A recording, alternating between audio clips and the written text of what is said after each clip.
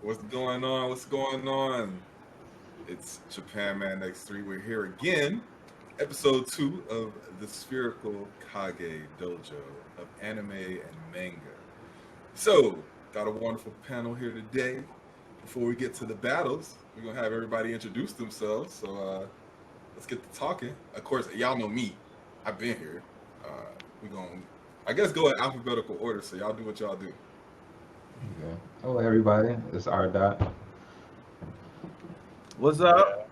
It's Bandozilla. Doesn't matter if you double sub. Welcome to the club. Why y'all laughing at me? That was hard. Hey, bars every That's time. bars. That was You're hard. right. Bars. Bars. Bars. Yo, what's up? I am chill. And, you know me, it kind of goes with my name. I rock with it. It is what it is. What's going on, y'all? This is Song KE. Enjoy the show. We got a lot for y'all. Indeed. All right, so last show we had some very look, Brandon. All right, we see your shirt. All right. But rhyming, bro. It Look, ain't all rhyming. right, so, as the name of the podcast implies, we talk not only just about anime, but we also talk about manga. Now, our first episode, we spent, some of our opening topic time, talking about our introductions into anime from our childhoods for the most part. I think all of us kind of grew up with it. But I wanted to start this pod off specifically with a dedication towards manga because I think that probably hit differently for people as far as like when you actually touched your first manga in comparison to when you saw your first anime. So let's talk about just our introductions into manga itself. What was your first manga? Were you a Shonen Jumper? You know what I'm saying? Were you there from the get go with that? Were you getting like your regular Barnes and Nobles for the Tokyo Pop or the Viz Media? Like how did y'all get introduced to manga? Now I guess since I'm starting it off, I might as well just get mine out the way. So yeah, I remember. I don't have this anymore. I don't know what happened to it. I probably gave it the Goodwill or something. But the first time I saw any type of real manga, I had issue 0 of the American Shonen Jump. It was like a little free comic book day type thing. I was at some comic book store and I remember it had like a green cover. I think Goku was on the front. And yeah, it was interesting because I think it was Dragon Ball, it was One Piece. There's a few other things that were in there. I forget if that was the first time I saw Death Note. Death Note came later on, I think, inside of Shonen Jump. It wasn't in that first issue. Definitely the first time I saw One Piece. One Piece had the most confusing logo to me ever. I was like, how do you say this? I don't know what the I feel like I walked One Piece like Net Dog or something really strange. I didn't understand what Wait, the title that was. sounds Then I familiar. finally figured out the logo. It was weird. If you really look at the logo, like I didn't know what it meant. I couldn't really decipher it. But anyway, Shonen Jump literally was like, hey, with manga, this is how you read it. So I'm used to comics, so I'm going from, I guess this is right to left. But of course with manga, it's left. Is it left to right? Right to left. Well, yeah, y'all know. I'm slow. Yeah, so it's right to left for manga, left to right for everything else. So yeah, and so with that, it lets you know on that end page you're reading this the wrong way, and it gives you this assortment of just a chapter of different mangas. So whatever was in the actual magazine is what you got to keep up with, and if you had a subscription, you got to keep up with those stories as they ran through. So yeah, that's how I first got introduced to manga. And then from there, obviously Naruto, I think it was one of the first ones that I actually had a collection of. My father found someone who had sold their stuff to Goodwill a long time ago, and he just came home with like books 1 through 16. It was crazy. And so yeah, I just like ran through it, and I was like, right then I was hooked, and it was like go to the library, grab some more. So yeah, I think that was literally like that was like maybe that early, like maybe 2002-ish 2003-ish time frame where I actually started dabbling with manga. All right, what you want, man? You messing with the black and white, man? So I've been trying to remember when my first my first manga I read, and of course it was after I would watch whatever anime it was. Um, it wasn't Naruto. Naruto was probably the first one I can vividly remember, and I fully went like a full retard with, like finished it all up. I Yeah, but in the library as well as I was a Books a Million kid, and Books a Million there was a few manga I used to always pick up and just skim through. I didn't know what was going on. I didn't keep up with no story or nothing like that, but I know I used to always go to that section and pick up the story and just look at the pictures. Um, I cannot remember which manga this was. But yeah, but I didn't get on to really. I never had a physical manga, and I really didn't get on. Really get like a habit of really reading manga or even appreciate manga until probably around uh, Shippuden days. I want to say for the most part. But honestly, I feel like that's not true. But the one I can actually remember, yeah, I was sick with Shippuden, and from there I've always tried to make sure I read the manga version of every anime that I do like, and it always adds more and more to it. I didn't get into manga till later. I'll be honest, my first manga stuff, I bootleg the mess out of it. You know, you be reading Naruto and Sasuke, and and then the English dub, it's how dare you, but in the fan dub, they be cussing each other out. Yeah. But yeah, that was my first interaction with manga. I read Bleach. I started reading Bleach a lot. We're gonna talk about this a little bit later, but Bleach, the art style was just, oh my goodness, it pulled me in, especially in my early Bleach days. But read that, and then since I was a poor high schooler, middle schooler, didn't have no money, so I just I read manga online. But now I'm a responsible adult with currency. Now I just subscribe to the Viz. I think the Viz Shonen Jump out. But yeah, just reading it. I started with Bleach. I read a little bit of Shippuden, then I gave up and I just wait for the anime. Then I read. I forget. It wasn't that good, so therefore I forgot. But nowadays, Nowadays, I read a lot more manga now, because I guess I'm caught up on my shows, and I read One Piece, I read My Hero, I read this other stuff that some animes that they're not shonen level, on that huge, top shonen, top 10. I just read little animes here and there, but mangas rather. But yeah, but manga's cool, I guess. Manga's cool. It's great. Chill. What's up, Chill?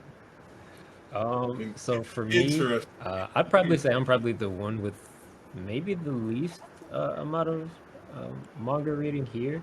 While I have read my fair share, I don't do a whole lot nowadays, and I want to get into reading more of them. But I got my first introduction.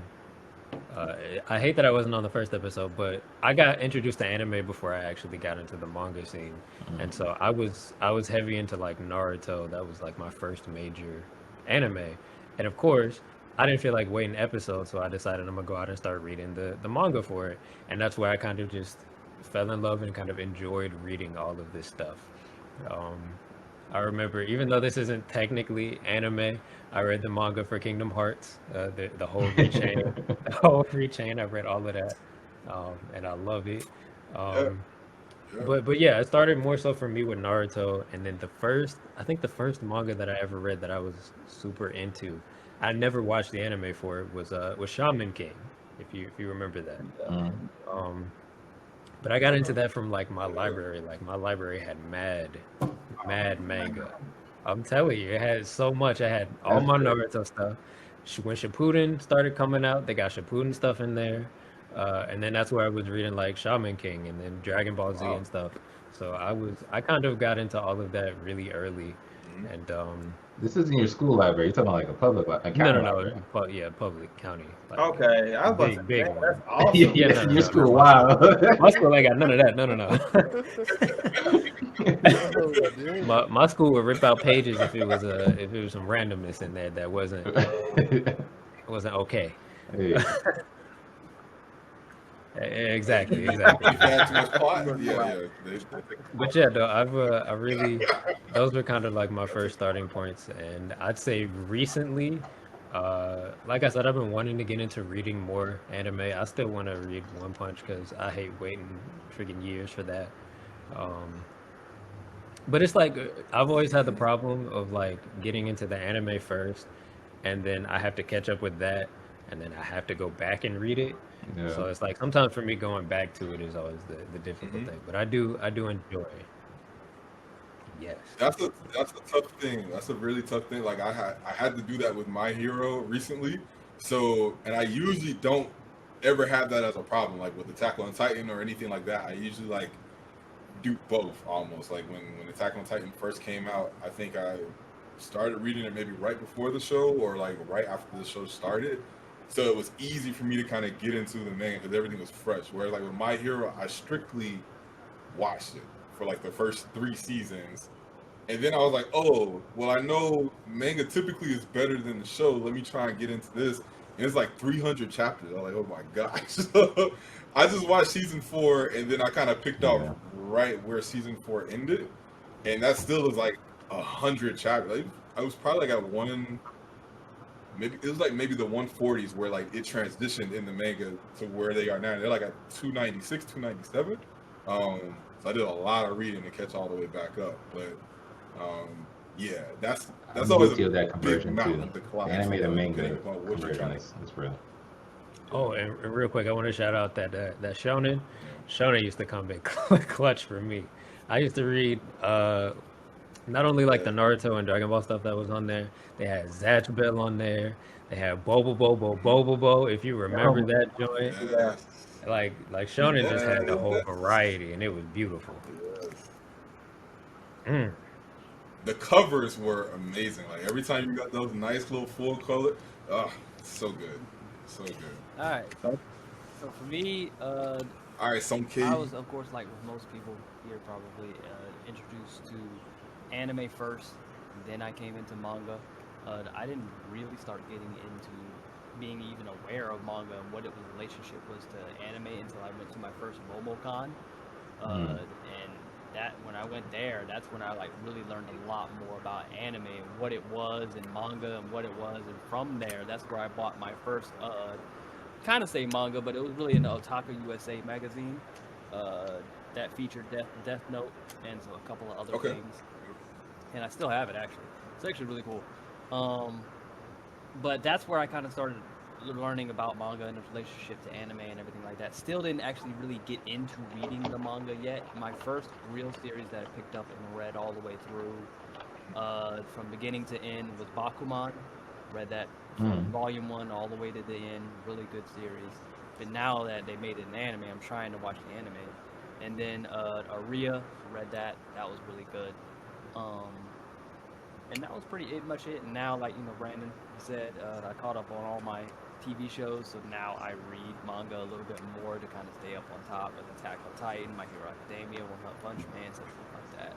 So I will say that reading the manga is definitely a lot fun. It has its different quirks about whether or not I like the manga versus the anime, but I know that's a topic we'll get into a little bit more deeper in a minute.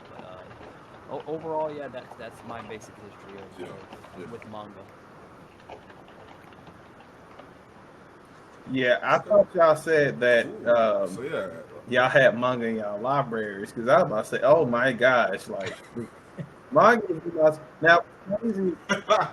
Well, not at the public library, but definitely because like, at my job we got to pre-plan different buildings, and if we was in the high school, they have Naruto manga in the school library. Like I'm like, that is awesome. I think that's awesome. I wish I had that. But probably in Atlanta public schools, if we had that, they would never be in the library because we would steal them and not return them. That's true. There'd be adults in our library. Straight gone. Just go ahead and rip that little barcode off. That's not library. That's a library. Yeah, you just gonna take to that. It kind of Library. Yeah. Nah, man. So well, on hindsight, think about kind of go ahead. nasty. I didn't read some of the manga, or I wasn't a fan of some of it because I I thought it was like fan stuff for some reason. So just to be on the internet, like I was used to like people making up mad random stuff. And in the library, I didn't know what these these books and stuff were. So it's like the story didn't make sense. And I was like, I know Dragon Ball Z like back in my head. This never happened, or this doesn't add up. So like I didn't care about a lot of it. And so I really did end up just looking at some of the just looking at pictures. And then some of the pictures did seem really realistic, or they seemed cool. I was like, why does it seem so official? But like the story's trash.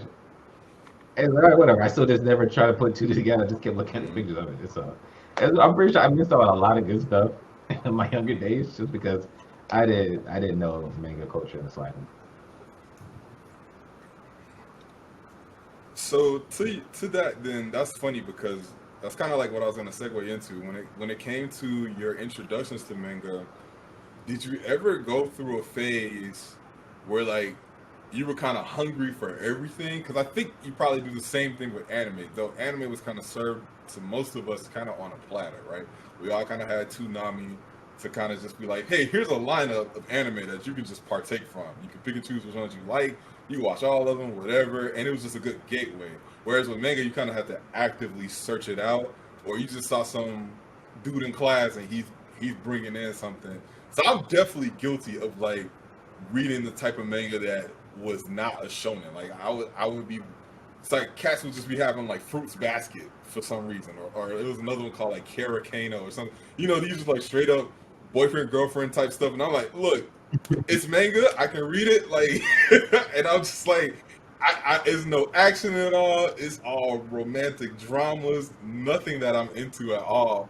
But that was just so I could get my hands on it and like just like read it. I was like picking up and trying out everything. I remember one that I got into, which I actually love. I love Great Teacher Oni's, they call it GTO. Super hilarious.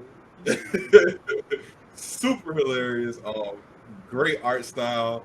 But on the covers and everything, it looks kind of gangster almost. And then you read it, it's like, oh, no, this is a comedy. Like, this is straight goofball type stuff. Yeah, super hilarious. That's a classic. Initial D was another one where it was like, you know, it's cars, and then you get into it, and you're like, oh no, these characters are dope. The way they talk about the cars is dope. The drifting is cool. Then you see the anime, and then it's kind of just like both. Like you're just like in it. You just like want to do both at the same time. But yeah, I definitely like had a phase where literally like before I got snobbish with it, like I was reading anything and everything. So yeah, did y'all ever have those similar type of phases where you just kind of reaching out to grab any type of manga? I think I had that recently. You know, when you caught up on everything. Because I'll be honest, I'm into manga now. I wasn't into manga back in the day.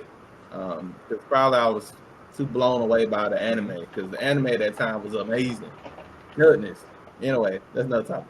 But yeah, but now I just try stuff. And they say don't judge a book by its cover. But sometimes I do. Like I see a cover. Some of these covers look amazing. I just tried. Like that's how I started reading Kage number 8. I was like, oh, that looks cool. And I just picked it up, started reading it. But yeah, I think that I'm that way a little bit now. Yeah. Okay. Anybody else got some hunger for mangas? I'd say mine may not have been as widespread because I was still in like the early stages of getting into anime in general when I got into manga. So mine was more so with like shonen. So I was just always reaching and trying to find the next episode or ones that I haven't read. I was going into One Piece. I was going into just like all of these different ones, like all at one time. And I tried to read them in order, but it's like, shoot, if I already know what happened in the anime, I'm gonna just read it anyway, man. So it was, I had more of a fascination with the shows that I was seeing at the time than like going outside of that. I wouldn't say I didn't have any spell like that myself. I just, if there was something that interested me, I would read it. If not, then I just kind of moved along. I have a few. I guess you could say they're guilty mangas. and something I just came across. I probably I know there's a good run, especially early anime when I was all the top shonens and stuff like that just were filler central. I'll read some of the I'll read comments on some of the videos, or it'd be like a Reddit post or something like that. And of course, everyone's just referencing or banging out, oh no, I love this anime, you should watch this instead, kind of stuff. So I picked up a lot of random shows that way. Fortunately, some of those actually ended up being decent. But at the same time, so a lot of those are anime, but at the same time, some of those are also manga. So like, it was one about like a pet girl who went to a new school. She's like a foreign exchange student. There was one about like a medieval king who had like powers and was taking over stuff. He also had like harem girls around him out of nowhere when he beat a country. Like so much like random stuff like that. Those are ones I remember. It actually ended up being good. And I even watched the animes too, and the animes were just as good. And there's some few too, like they were great, but they were only like 2-3 chapters, and they literally never finished their story. So it's like these like rough draft papers for the most part. But yeah, I guess none of them end up being nothing great. But I definitely there's a good stint where there's at least more than a handful like just random mangas I was just reading, and they were actually decent. I'm trying to remember the prices for these USD. Like, I think the last manga I bought was probably like $7 or $8. I forget. So they range typically is like $7.99. Yeah, I was gonna say about $13.99. Yeah, or like the regular. Yeah. And it just depends on the quality. Like if it's like one of those special editions or whatever, it may be more expensive. But I think by publisher too. Like I think if Tokyo Pop is still but it's definitely more expensive to have a physical collection. But I think they're on the cheap. Yeah. It's the space is crazy. Like I got rid of the majority of my stuff, and now I collect One Punch Man. I have Afro Samurai 1 and 2. Those are really cool actually because it's all black and white, but they detail the blood in red, so it pops out like very distinctively. And I recently looked this up, and I think it's really rare. So Samurai Champloo had 2 chapters. They had 2 books come out, and then they did like a double one where they just put those 2 together, and that's it. Like the author was like, "Yeah, I did these for this long, and I'm probably not gonna do this anymore," and it just ended. And that was like the first time I kind of like had a situation where like something very mainstream all of a sudden, like as far as like the anime was going, was fine, but then the manga was like, yeah, no, we're done. And it's like, whoa, like I didn't know they had the right to stop the story and do different things. And that was something I'm gonna bring up later on, so I don't want to give too much away. But yeah, anyway, I have that one in my collection because I love Samurai Champloo, and I think it's like really rare now. It's like $600. Manga in and of itself is like stupid. Like the aftermarket for books in general can be pretty crazy once they go out of print. So yeah, if you got any, you might want to do some little double checking. You might get some money for it if you ever plan on selling. But yeah, that's neither here nor there. Pokemon cards are, hey man. Oh yeah. I see some people making some money off of them things. So okay, we kind of talked about this a little earlier. Brandon mentioned it. He was talking about Bleach and how the artwork for Bleach was just kind of phenomenal, right? And I agree, especially in some of those later chapters. Bleach went some places. I think the author's name is Tite Kubo. But it was. Because Masahiro Kishimoto is the one who does Naruto. Of course, we all know the famous or infamous Akira Toriyama for Dragon Ball Z and other works. So, just to kind of focus on that for a while, because we kind of mentioned, kind of like that judge a book by its cover based upon the presentation, right? So, like, we look for things, especially as kind of like young black men, we were looking for stuff that just looked cool, I assume, right? I know that's what I was looking for. So was there any particular author or manga artist that you kind of like were drawn to? And I guess that could transcend into anime as well, because sometimes, they would do both. So from character designs and everything like that, have you ever seen like one particular author that you kind of like just stuck with, that they kind of always been on point? I think all of us here. You already mentioned Akira Toriyama. His junk, it's not only Dragon Ball Z, Sonke's favorite game ever. What is it, Sonke? Chrono Trigger. Whatever. Chrono Trigger. Toriyama did so much He- justice. Toriyama, he leaks into other, you see something drawn by Toriyama, you know what I'm saying? You know it's his work. Dragon Quest. That's if that's not him, it's definitely inspired by Toriyama's work. You can just look at it. I think then you got what's his name from Bleach? I think his name was Tite Kubo or something. I could be wrong. But he's got another anime coming out called Burn the Witch or something, and I haven't seen it, but I look at art style, I'm like, oh, that's him. That's him. But yeah, I think there's some artists out there that are just awesome. You got I feel bad, but you got some anime houses like what is it? Madhouse? Is it Mad? Who animated Afro? Oh, Who's that? I think it was Madhouse. I'm not sure, but darn, they're good. But that's more so of anime. But that's Studio Madhouse is one. Madhouse, because I don't think Afro was a manga, was it, or did they just come out with this? I'm not sure. I had to do research on that. The little glimpse. This is just from quick Google, so I don't know if this is without the facts. But anyway, it said Studio Madhouse did the 3-minute pilot for it, and then Studio Gonzo supposedly took it over from there or something. Okay. Yeah, but man, Toriyama, Oda, and Kubo. I think those are my favorites. Off Jump, if I can just think of Off Jump. So I really, really like the author who does Death Note. I forget his name. I want to say he's the same person that does Attack on Titan now as well. Wow, really? That's awesome. I want to say that's the same person. But yeah, it's kind of funny because I feel like with Death Note, it's you see like Ryuk and just how detailed the Shinigami are, and the world itself. He just can draw really good iconic scenes. I feel like I don't want to steal this from you, Sonke, but if you're gonna talk about Ito at all, we're gonna talk about Junji. Is he there?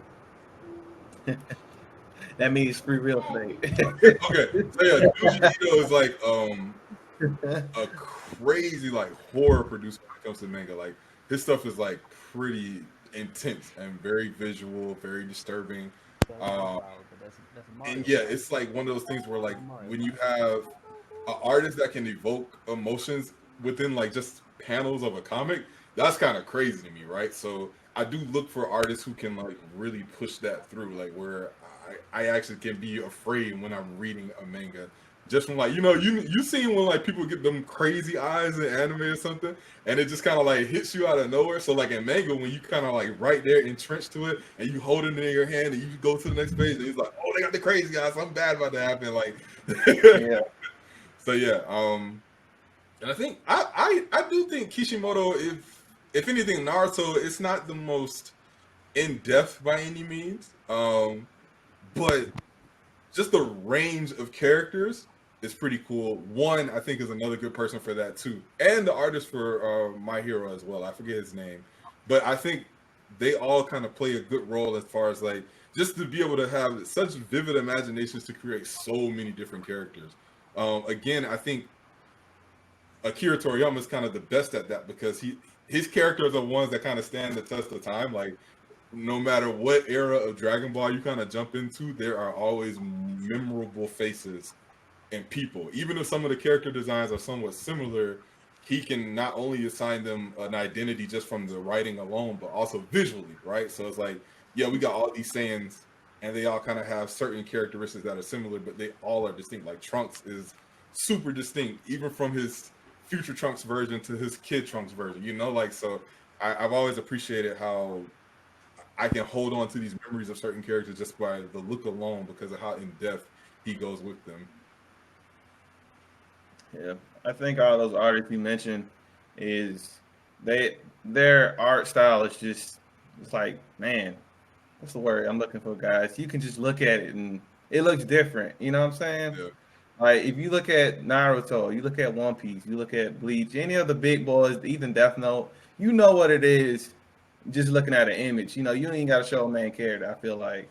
But then you got stuff like, not to throw shade, but like, you know, like stuff like Sword Art Online, it looks like everything else. I'll be honest, to me, that's just my opinion. Art is subjective, we know that, but it's subjective. You know, there is some trash, there is, but it's vanilla to me. One Like, thousand percent.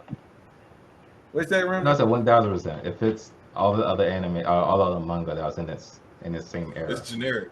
Yeah. It's generic. Yeah. I do think that's a trope that I've seen with just a lot of anime in general, anime and manga, where like it's kind of like imagine like you screen for any type of like Western RPG or whatever, or any JRPG to be honest, when they have that option, and you know like everything looks the same. Like even though like people can have presets to kind of customize certain things, it's kind of all pulled from the same reference point, and you can really see that with a lot of different more modern stuff. It's just a lot more cookie cutter, generic type characters. Yeah. Good and bad to it, but yeah. I think that's get into the inception of the 90s, 2000s, and present area of anime styles that you got. We can get to talk about Puka yet. Puka? You talk about that because I don't know nothing about that. Y'all not down, so Hey, look, I'll be honest though. I mean, I'll save it for the next topic. Don't mind. I pass. Nah, you're good. You're good.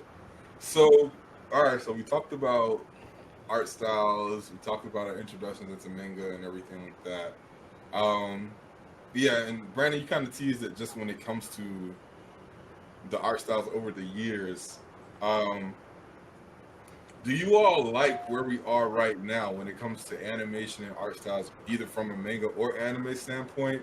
Do you have preferences that still lie in the past, or do you enjoy the present that we're in right now? Or was it better beforehand, like somewhere in the middle, and now it's kind of trash? Like, how do you fall on that? How far do you think we've gone from 90s, is my opinion? If you think of... Say again? As far as like, we just talking about art styles, right?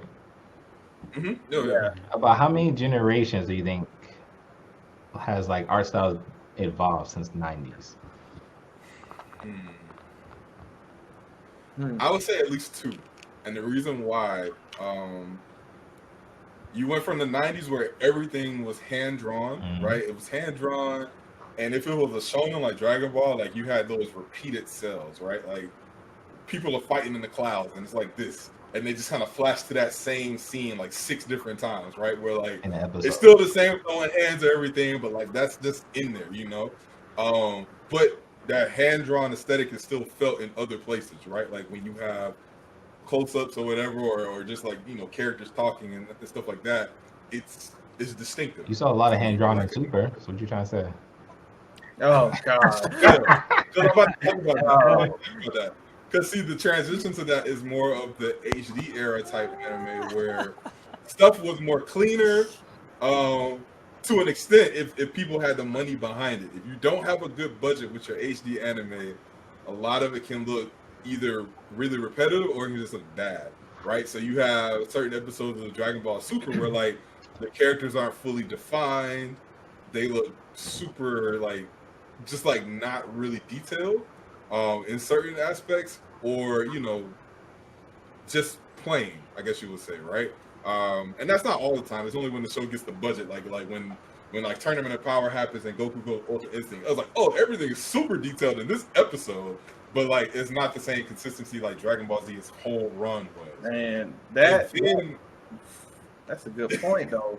That's a good point. I mean, because we're talking about generations, right? Mm-hmm. Take Dragon Ball Z. It's been run for so long, we can compare it. You know, so I mean, I seen Dragon Ball, I seen Dragon Ball Z, and I seen Super Z. I'm taking my nostalgia glasses off. I'm trying really hard, but I think it looks best. I think it looks the best. I do. I mean, now on Dragon Ball Z, I think, and we're looking at the time period. Let's take Naruto. I think Naruto animated, and Naruto, I think that looks better than Shippuden. That's just me. That's just my opinion.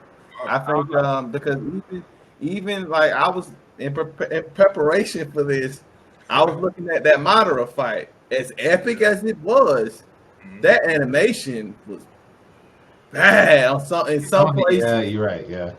It's up like when he rushes through the army and he's flipping, it looks like a slideshow. It was horrible. I was like stuff, a lot of but, just like. So they do that, but also in the same time where you see his Sharingan start moving all over the place.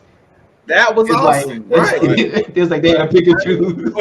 But then like it's not consistent selectively. But then like you get to, I always go to for Shippuden the Obito and Kakashi fight, right? And it's like, oh, all of this is amazing, right? Like it's extra butter. Like that whole scene is like really like choreographed, and you get to see kind of all the ins and outs of it.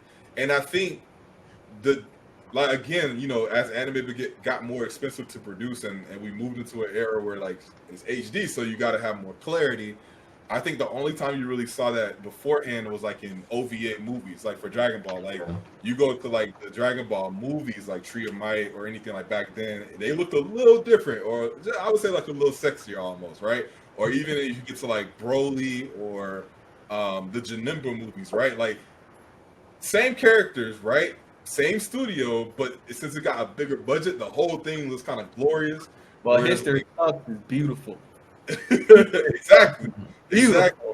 I love History. But I've only mentioned the generation thing though, and I guess Dragon Ball can also be a good example for that. Just because I was going to get at,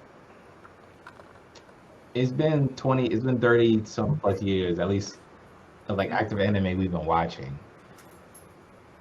And it's not too far off from 90s. Because granted, it's way better, but as far as like art styles being revolutionary, or like they're really being like a whole change in the tide of how things are drawn out, I kind of agree with Japan Man. Was like, it's probably like this is like iPhone 3 if 90s is like the iPhone 1.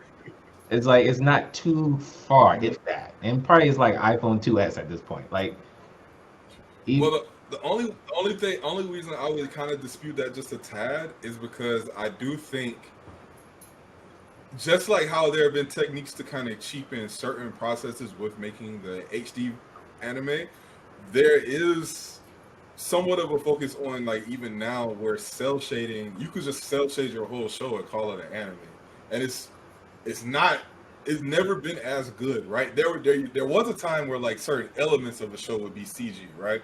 I think Initial D did that. Initial D. The cars. Yeah, exactly. Right.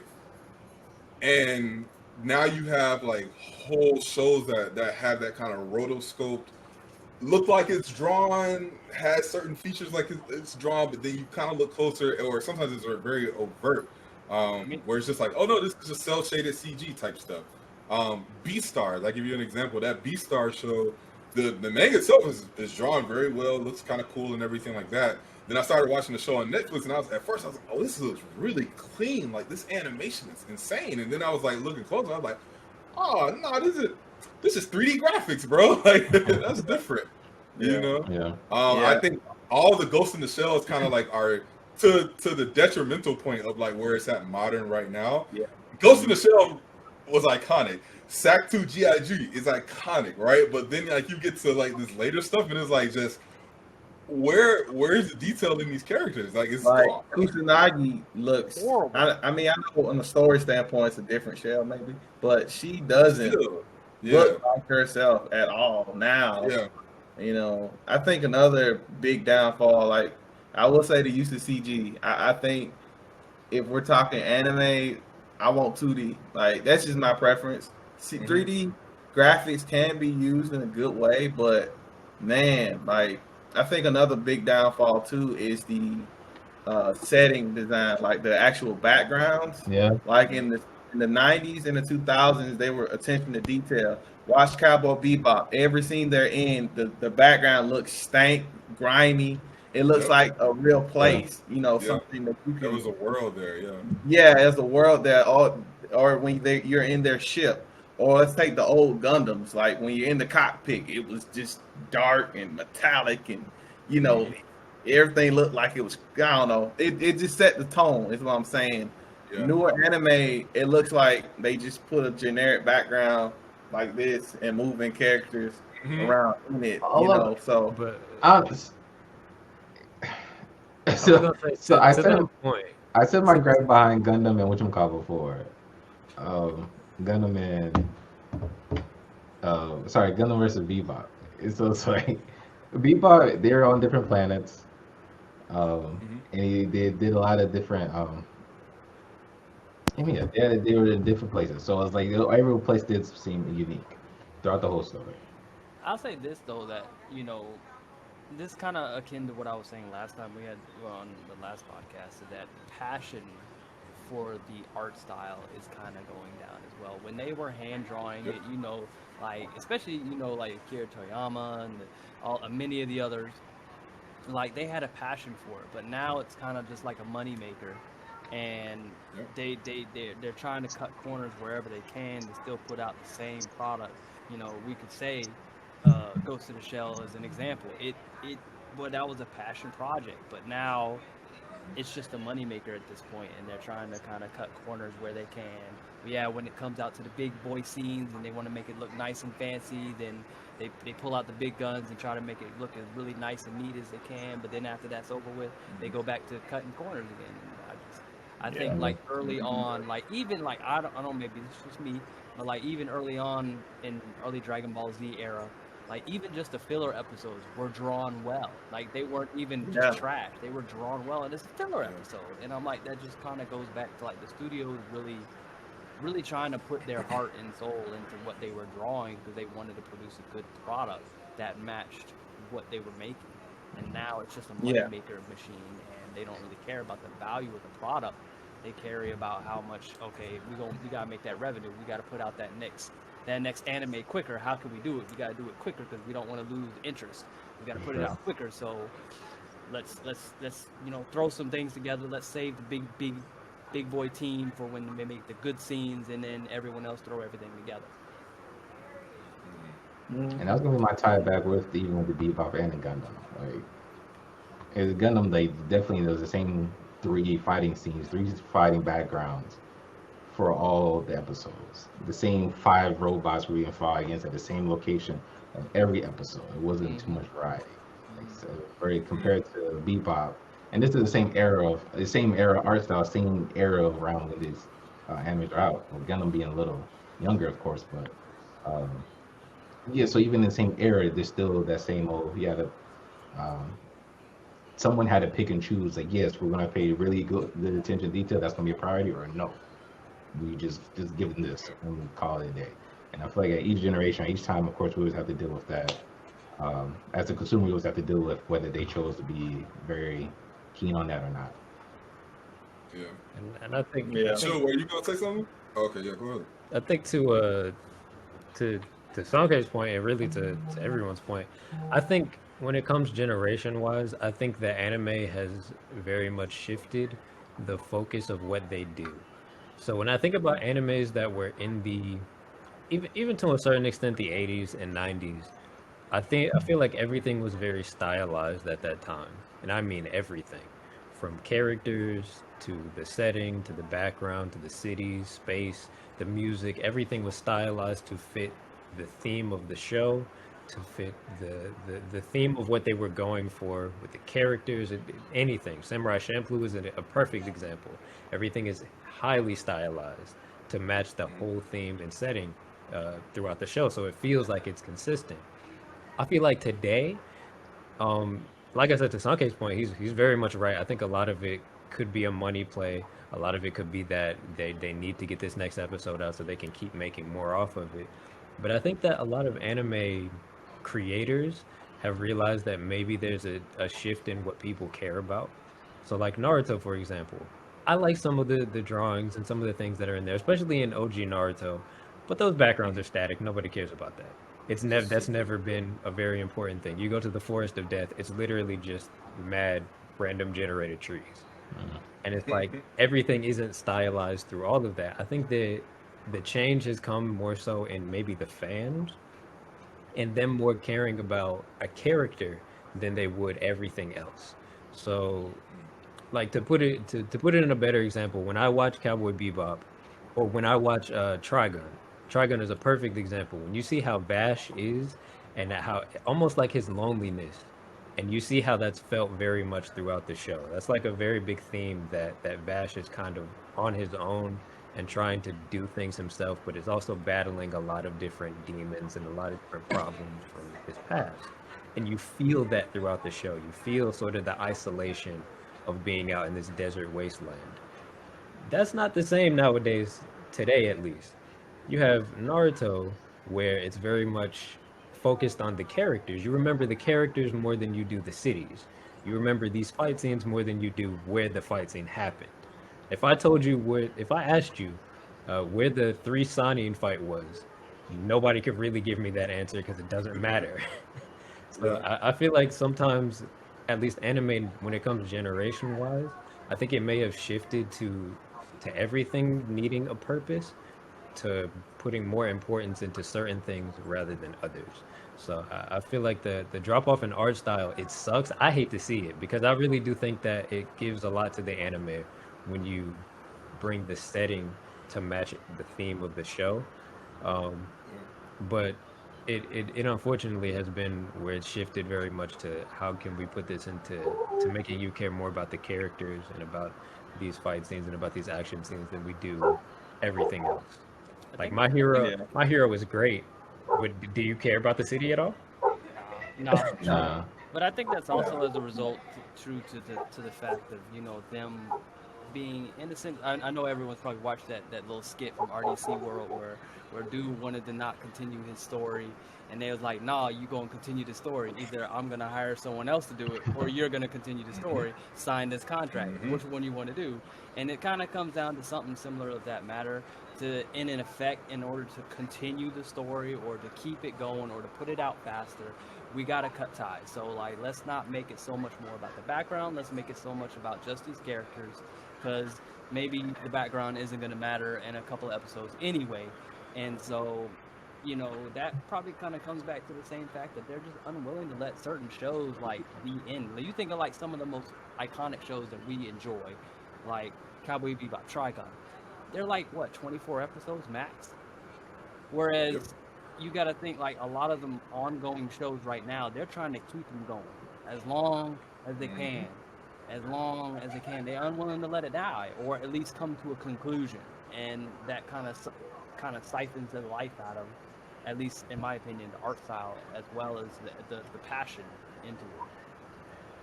Yeah, so it's like if you're not hopping into something that is going to be kind of like a closed loop, like I take for example like Space Dandy. Space Dandy is made by Shinichiro Watanabe, the same person that did Cowboy Bebop, the same person that did Samurai Champloo. Space Dandy is gorgeous, great looking anime. It's real fun. It's 2 seasons and it's done. Like it's over with. I think that's because most of the shows are only 1 season, so like for it to be 2 and still keep that consistency is dope. But yeah, like you all talk about some of the longer standing animes, you're going to see it kind of get poisoned by that repetitious, we're going to repeat scenes from every other show just so we can extend it and fill out a full, episode. Your Naruto's do it. Your Pokemons have been doing it.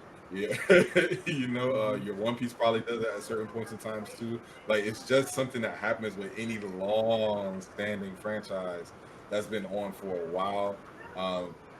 And so, yeah, I do think it's one of those things where I think we got revolutionized when things like Akira and Ghost in the Shell came out in the 90s. It probably pushed people to be like, oh, this is possible.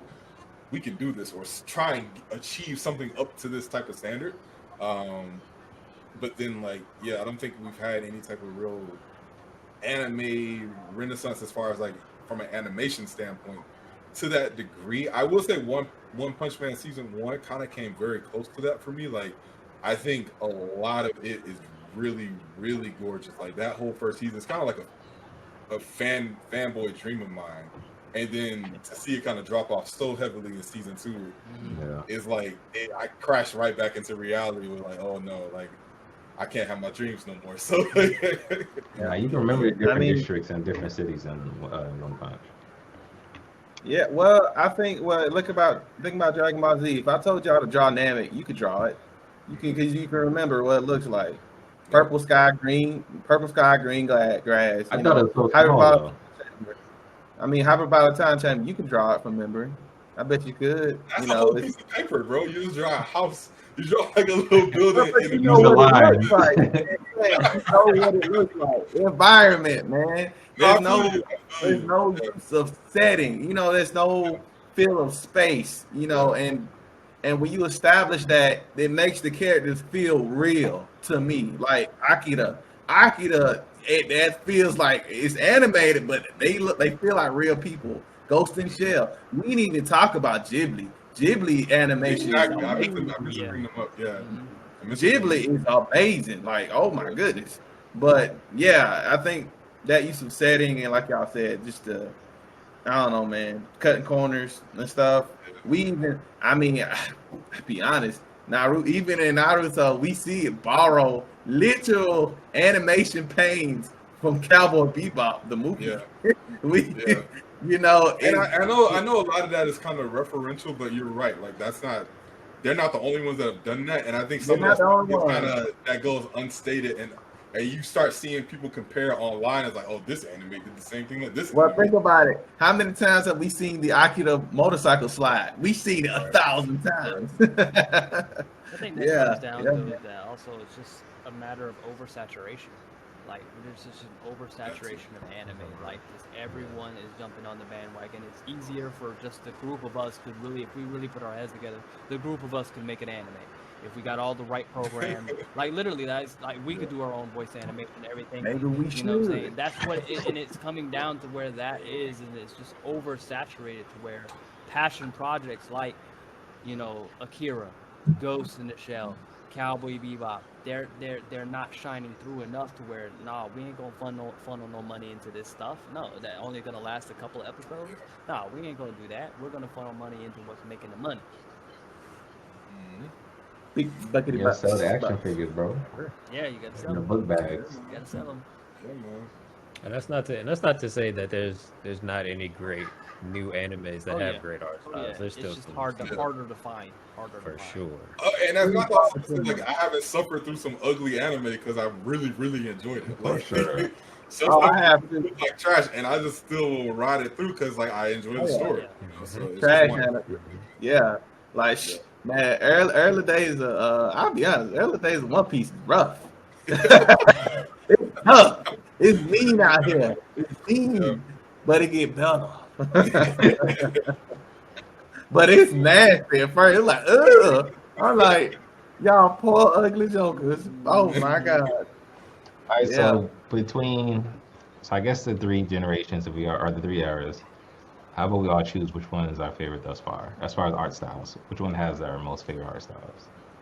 So yeah, 90s, 2000s, and most recent. I'm gonna say early 2000s. I'm gonna say early. I might have to say 2000s. 90s. Yeah, I'm gonna have to go 90s. I like 92, but I'm gonna say early 2000s. I might say recent, but I'll go 2000s. Recent? Wow. You know, I'll be that person. So I'm gonna say recent with a caveat. I don't care about the backgrounds and stuff, but I've always been someone who likes like super overblown stuff. So if y'all have ever, I don't know how many of y'all have watched the last My Hero movie, but that last fight, how overblown everything looks and just out of proportion, I loved every minute of that. You did? Oh man, I couldn't understand what was going on. Exactly. Like, I was like, what just happened? Speaking of which, I had to ask. I know this is a real quick, small subtopic. I need everyone's opinion on that overhaul punch from My Hero Academia. Oh, That overhaul punch. That overall punch was animated so amazing. Oh yeah. Animated that, good. but seeing the reflection in old boy's eye, my dude, I about dang Yeah. That's why I lost can it. pick. I'm I can like, pick this bruh. generation, this era. I can, but It's just But I think those examples are few and far between. Very That's the few only. and Yeah. far between, very Yeah. few and far between. I mean, because BJ, I mean, so okay, I would put that with the serious punch from One Punch Man. Yeah. I'll put that right there. Like just Like, animated the serious so punch got me out my seat. phenomenal. I Yeah. mean, that whole That's the one that Lord moved me. Boros fight That's was the one just that moved me. freaking The whole Boros fight, yeah. phenomenally animated. No, wait. We gotta. We gonna talk about. We're gonna talk about One Punch Man in reference to My Hero Academia very shortly, actually. So It's Faito time. let's keep that. Yeah. I think. all right. I know Let's introduce done our Jukes. talk. Let's see if Jukes is in. Let's go. It's New been very challenger. peaceful. Jukes has entered the Yeah, before we get exactly Can I to take the my hot things take out of here? Budokai Faito, we do have a guest, an esteemed guest who's entered the fray. So we're gonna let you introduce yourself before we get to this. What's up, y'all? How y'all doing? You know, already know what it is. It's your boy, Jukes. I'm in the building, you know, bringing my wisdom out here. You Oh know, my this is gosh. what it is. All right, Jukes. I'm only calling you Jukes. I'm not gonna call you Jukes twice. That's too much. You gotta say both of them. that's one. So now you gotta respect it. You gotta say both of them. All right, I like that energy. I think you're gonna do well for this. So, what we do on this podcast, my good sir, is we have a hot take Budokai Faito. Now we're in the dojo. You know, the podcast is the dojo, so understand that you're on the battleground as we speak right now. But we being nice to you. So, the way the hot take Budokai Faito works is we bring up a topic, people pick sides, and then from there you have to defend your stance. Now we've done this once before. We're going to do it again this time around. So we made some adjustments. So rounds used to be 3 minutes. Now I think we've reduced those down to like 2 minutes now, so people can kind of go ahead and say what they need to say, show off any evidence piece that they want to show off. But we want to be speedy. You know, we got to get through 3 of them today, and we want it to be fun. So we try to respect, let everybody kind of talk their piece, you know, at first, and then after that, we can kind of get a little rowdy and rambunctious, kind of fire off all our shurikens at the same time, if you will. Now, the thing about the Budokai Faito, right? We're not here to try and just, you know, clown on anyone and say your opinion is trash. You know, no, it's all in good vibes and spirits, unless you just say something that's completely wrong, which you know when you're trolling. You know when you're trolling. But at the same time, if you are compelled to switch sides from someone else's argument in the Budokai Faito, that is a winning strategy. Like if I can argue something so good that you have to agree with me now, that means that there's an L being taken by some team out there. Now, again, you know what I'm saying? We try and keep it as peaceful as we can. It's just sparring, but just keep that in mind. Now, as far as for the rules, like I said, you know, everyone they pick teams, and then from there you kind of just basically express what your opinion is. You got 2 minutes to do that. You can bring evidence to support that if you have it. If not, it's completely okay. There are some special moves that we've been discussing besides the ones that were presented last time. So let me make sure I have those. Give me 1 second here. All right. So, and let me know if you have any questions or anything, but we're going to go through these very quick. So, one of the powers is called a Muto Jutsu, right? And so, a Muto Jutsu basically is when, say for instance, you have an overwhelming amount of people coming against you. So, if 2 of us were on one team and 4 of us were on another team, right? These 2 here, they're at a disadvantage, right? Because it's 4 people trying to basically, you know, count them or go against them. So they have a little extra, you know what I'm saying, a little extra technique all of a sudden. So it's called a Muto Jutsu. Now, what we've said so far is that basically a Muto Jutsu silences you for your 2-minute round. You can't really say anything. You just kind of got to hold that and just take it on the chin. Now, I guess since we do have that free-for-all battle now, like after we all kind of present, at that point, you can kind of come through and say what you need to say, but you don't get a full dedicated time slot to the topic, okay? Now, the other option is called a Kekaiku Silencer. Now, now this one is a little funny. This one is basically you just negate someone's evidence. So if they brought some evidence and you just want to just take it out, you can elect to do that. Now, I think that's kind of an OP thing. We don't want to do that every single round. I think that should be something that's like kind of like a one pod time thing, right? Now, as far as when you can pop it up, I don't know yet. I got to go back to the drawing board on that. So we're not gonna use that one this time around. Just know it's something that we're gonna work on. But one that we've newly crafted and developed is the forced instant transmission.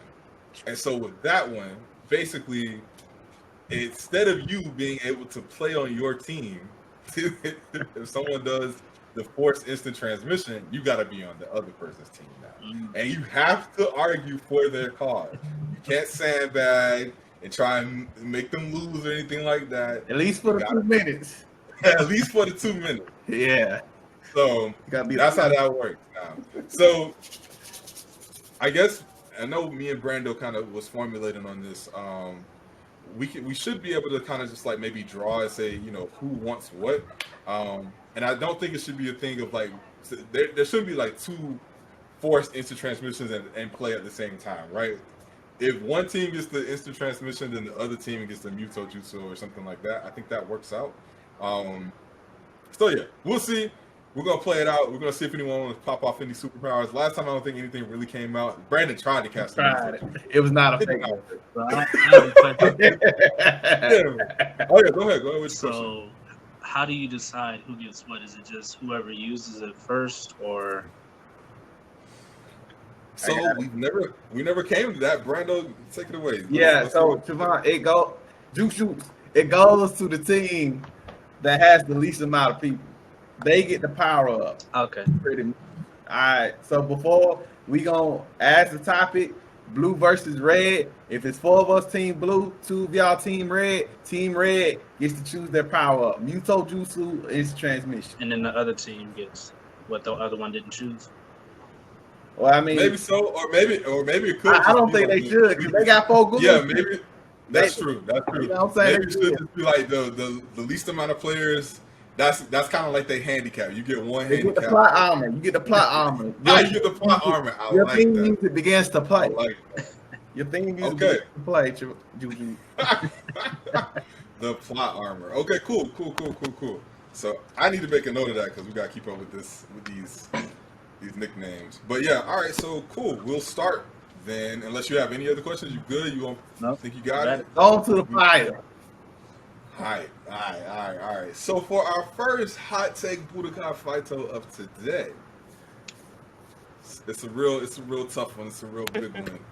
There is only one right answer. Some people may try and say something, but hurry it up. We're talking about out of Pokemon versus Digimon, which one has the best opening theme? Now, when we say opening theme, we're talking about that opening theme, the one that you remember the most. What's the song? That's the video. Iconic, you know what I'm saying?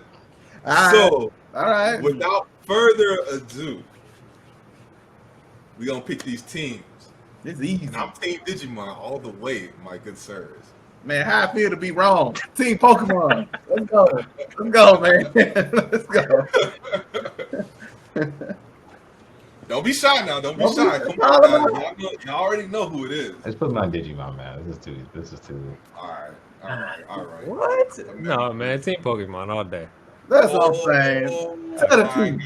Shout out to the truth. It hurts me to say this. Team Pokemon. Okay. Juju know the truth. So, K, what you saying, bro? Team Pokemon. It hurt. I like this energy. The team Pokemon. You just gotta teach him now. All right, cool. So, Ardot, what you think? What you want? You want a Muto Jutsu this time around, or do you want the forced instant transmission? Dang.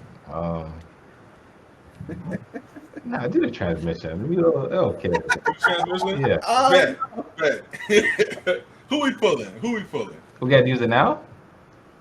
Yeah. I mean, Yeah. You gotta pull Just it when right it count.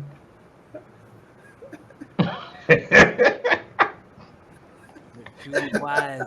Choose wise. Nah, you choose. I know who I was, bro.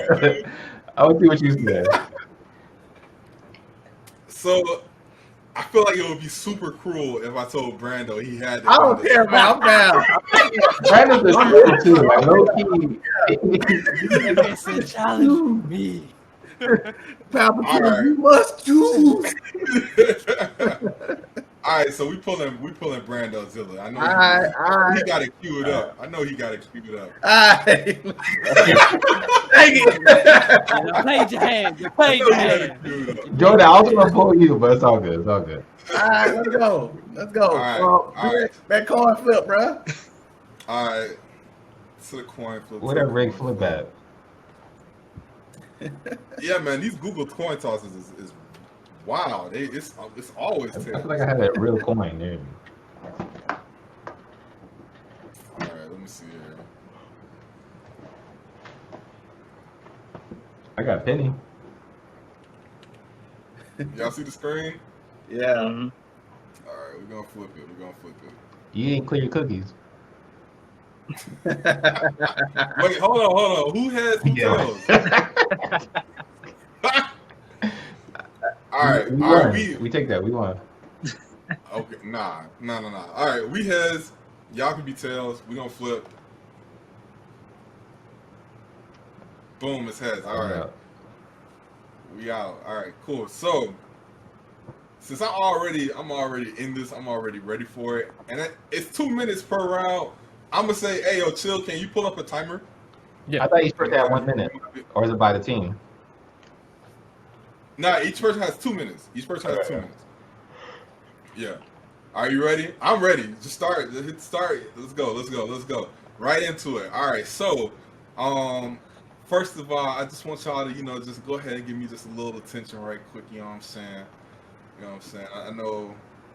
I know people might have forgot. It's been a long time. But we're just going to play this. Just going to play it.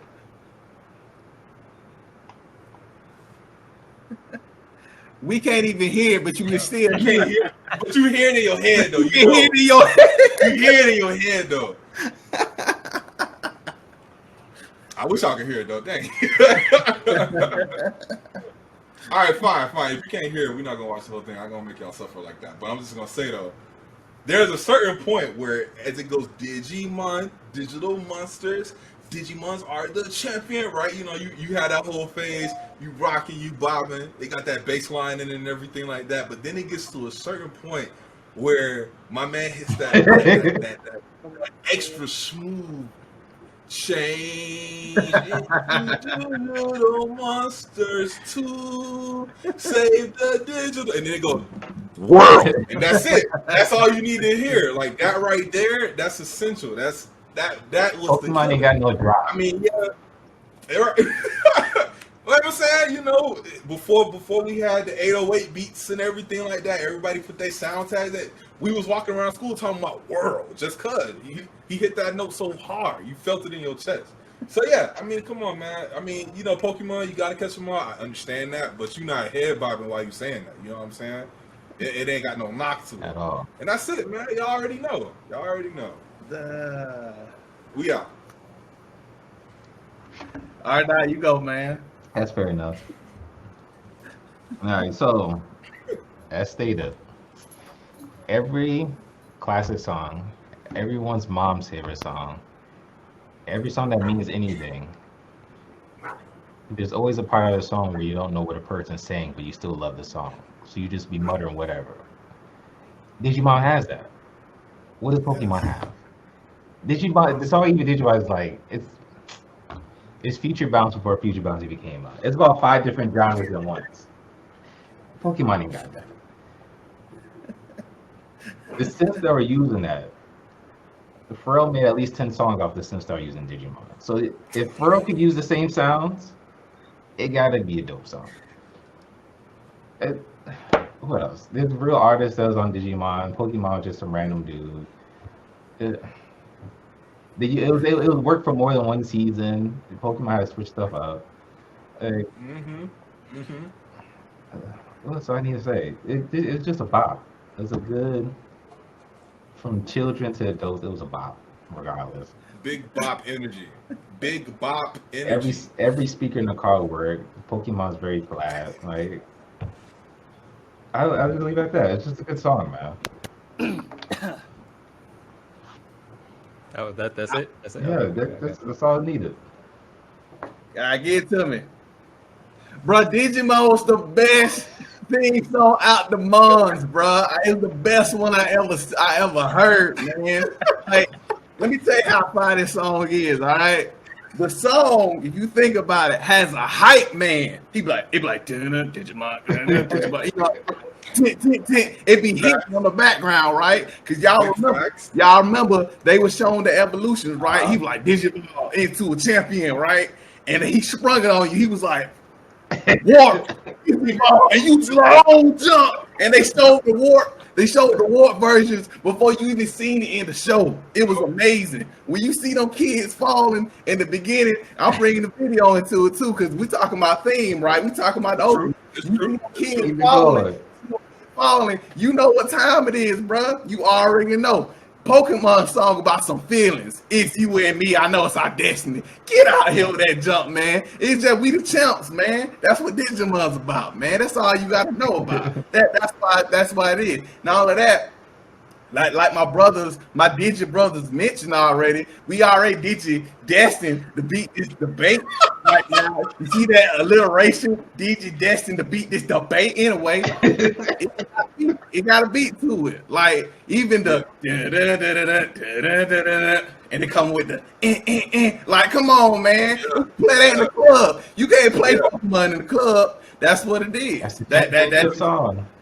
That's what I'm saying. That's also, it's so good. They didn't have to change it for like 4 seasons. It just worked.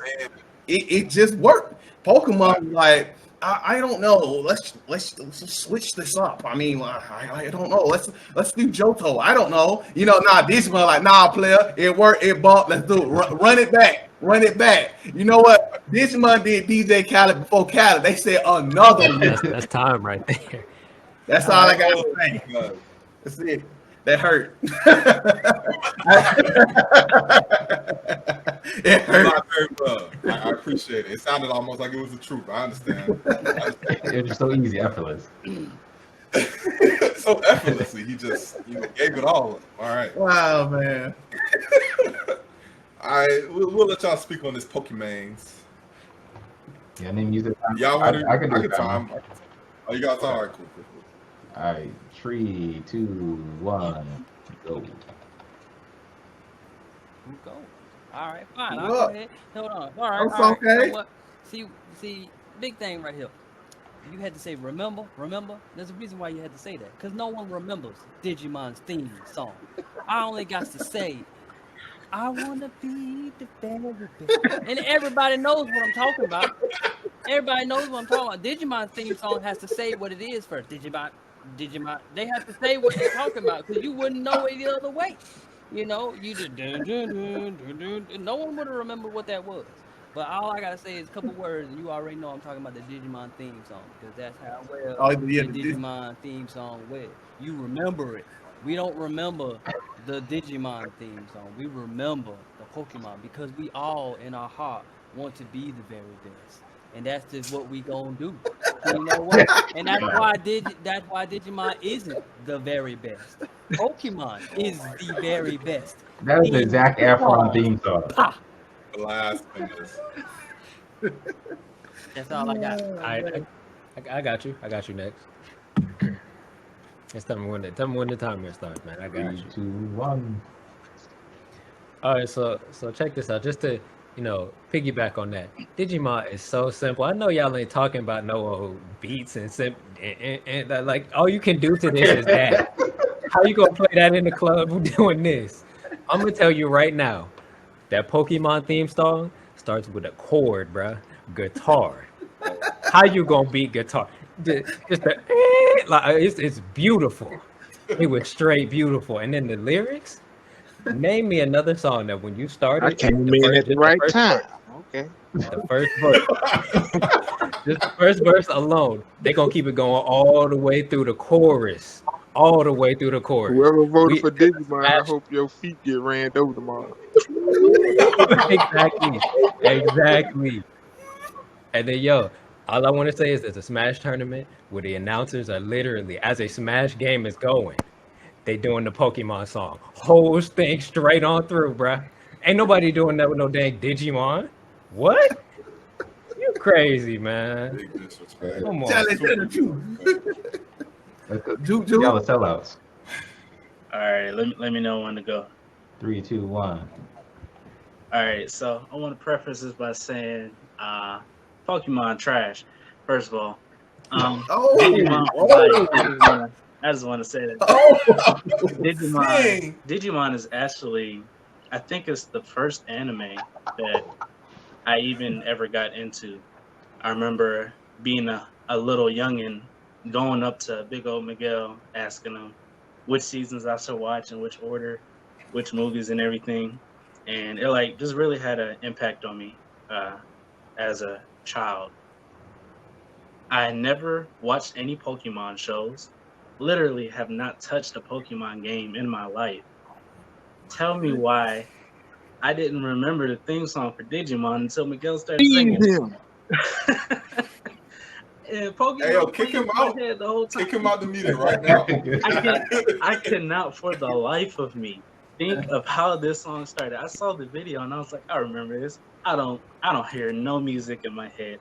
And then that theme song just started playing. I wanna be the very best. It just inspires you, moving your soul. You just start listening to it and you hear the crowds of people around you. Everyone's just moved, just singing with you. And you just don't hear that with Digimon. I love the show. I love it. I still don't remember. The song is gone even now. I can't. Y'all wasn't outside.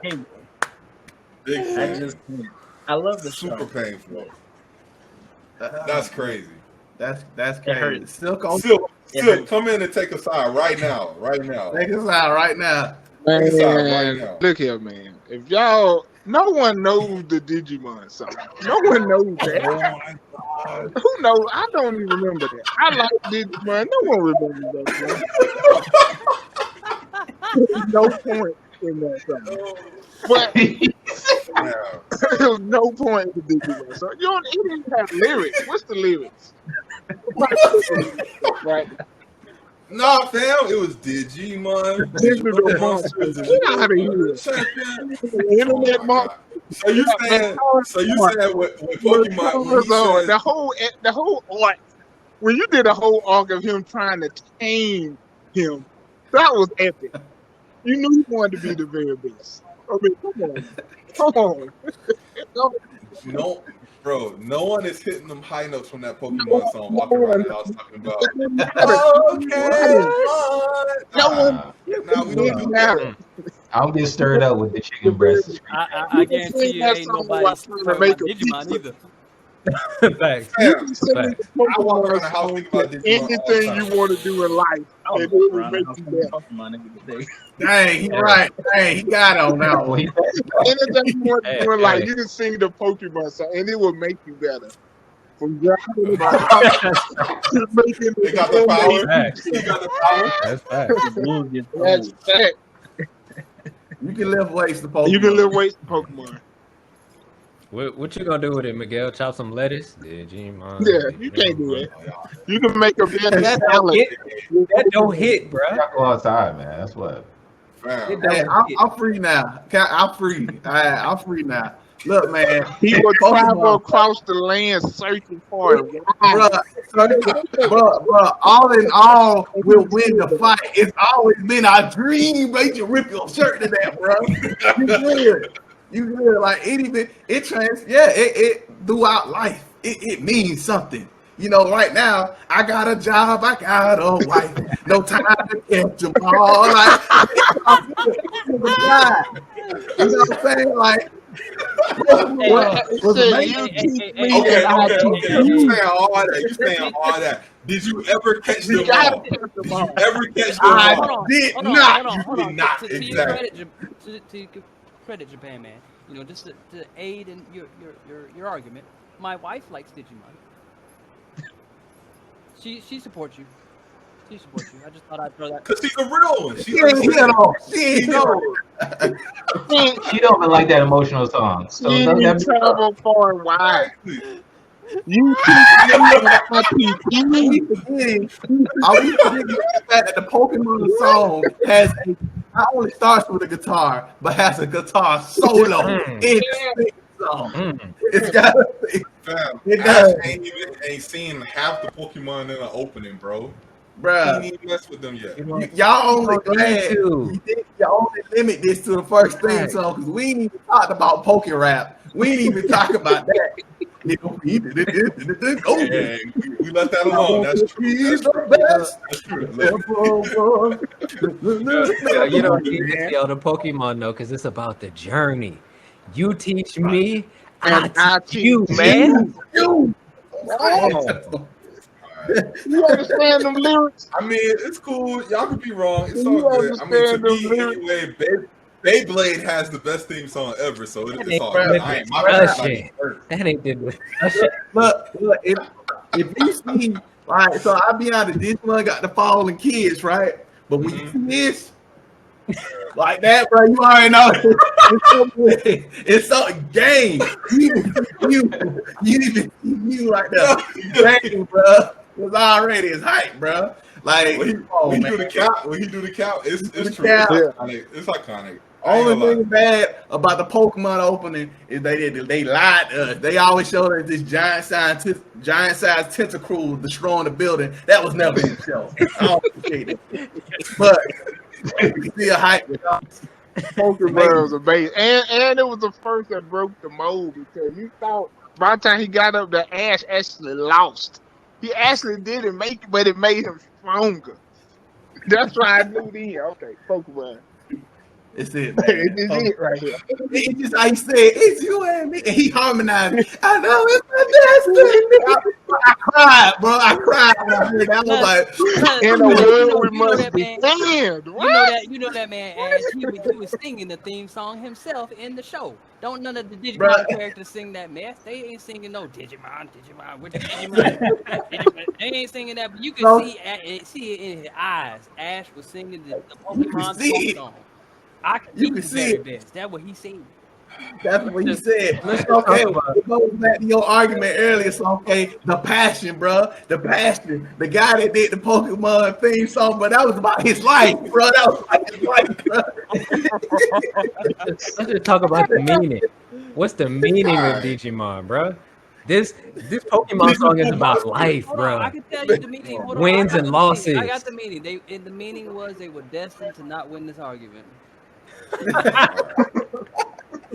It's a lot of blasphemy going on. You teach me and I teach you. Digimon had a Digi-Rap. Digimon did have a Digi-Rap. They tried. All right, let's move on to the next topic there. I'm pretty sure we already got that one straight and clear.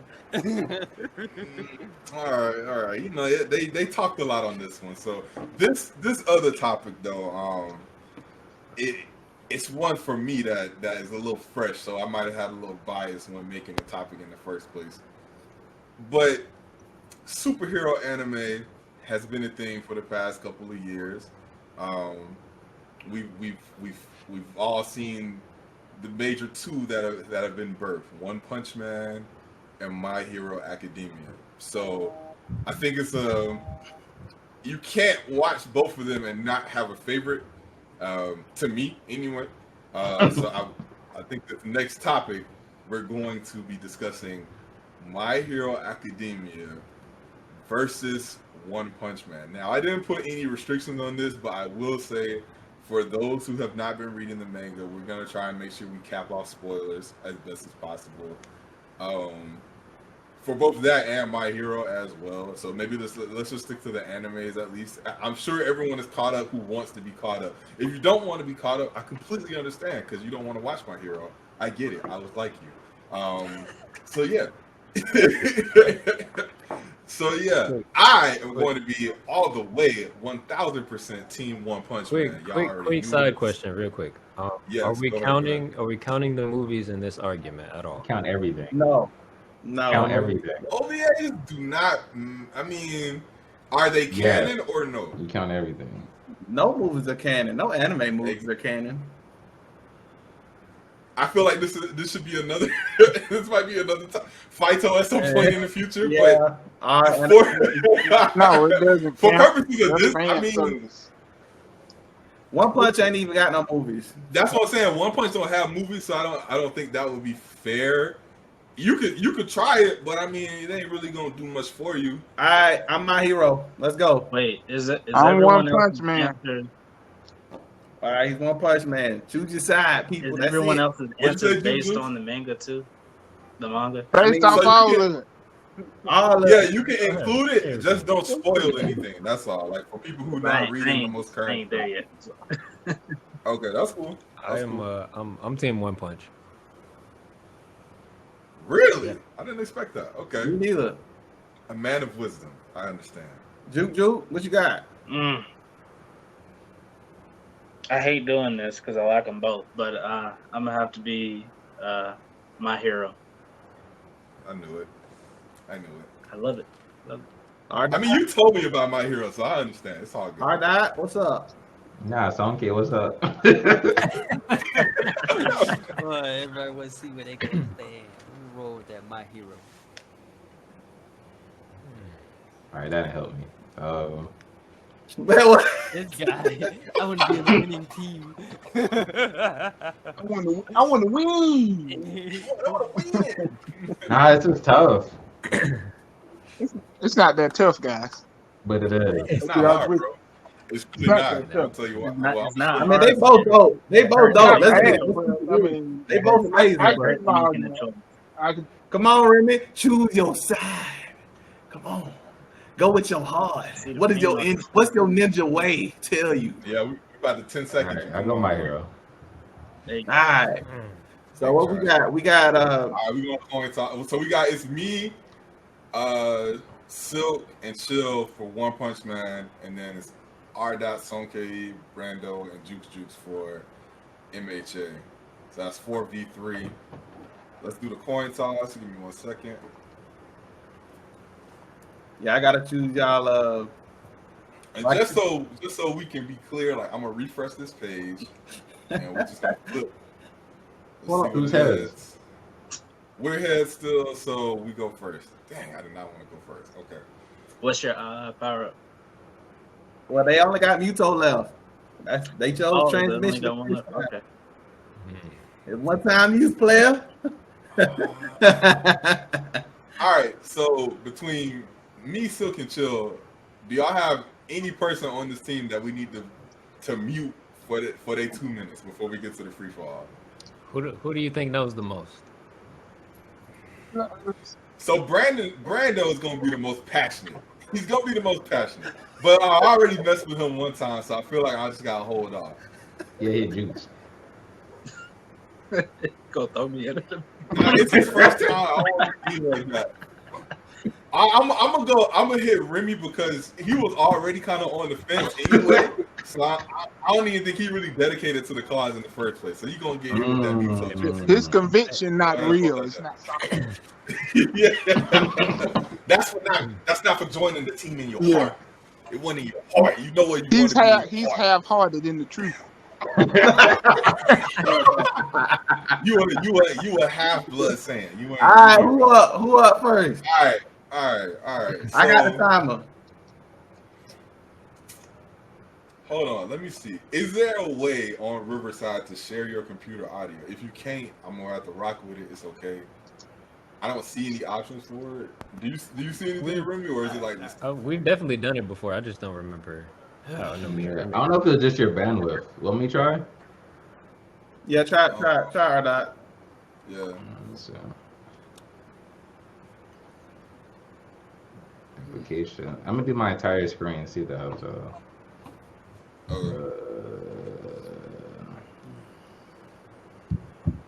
Yeah, hear this? No. Yeah, hear anything? Nah. So maybe it's something that they have built in. Okay, no worries. Here's what we'll do. Let me find. Just to show proof though, I did have this queued up, so I don't want no.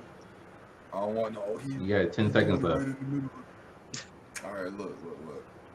First of all, if you just showing us the animation, it's all good. You know what I'm saying? We can still see it. Yeah, y'all can see it. All right. It says mute. That's the crazy part.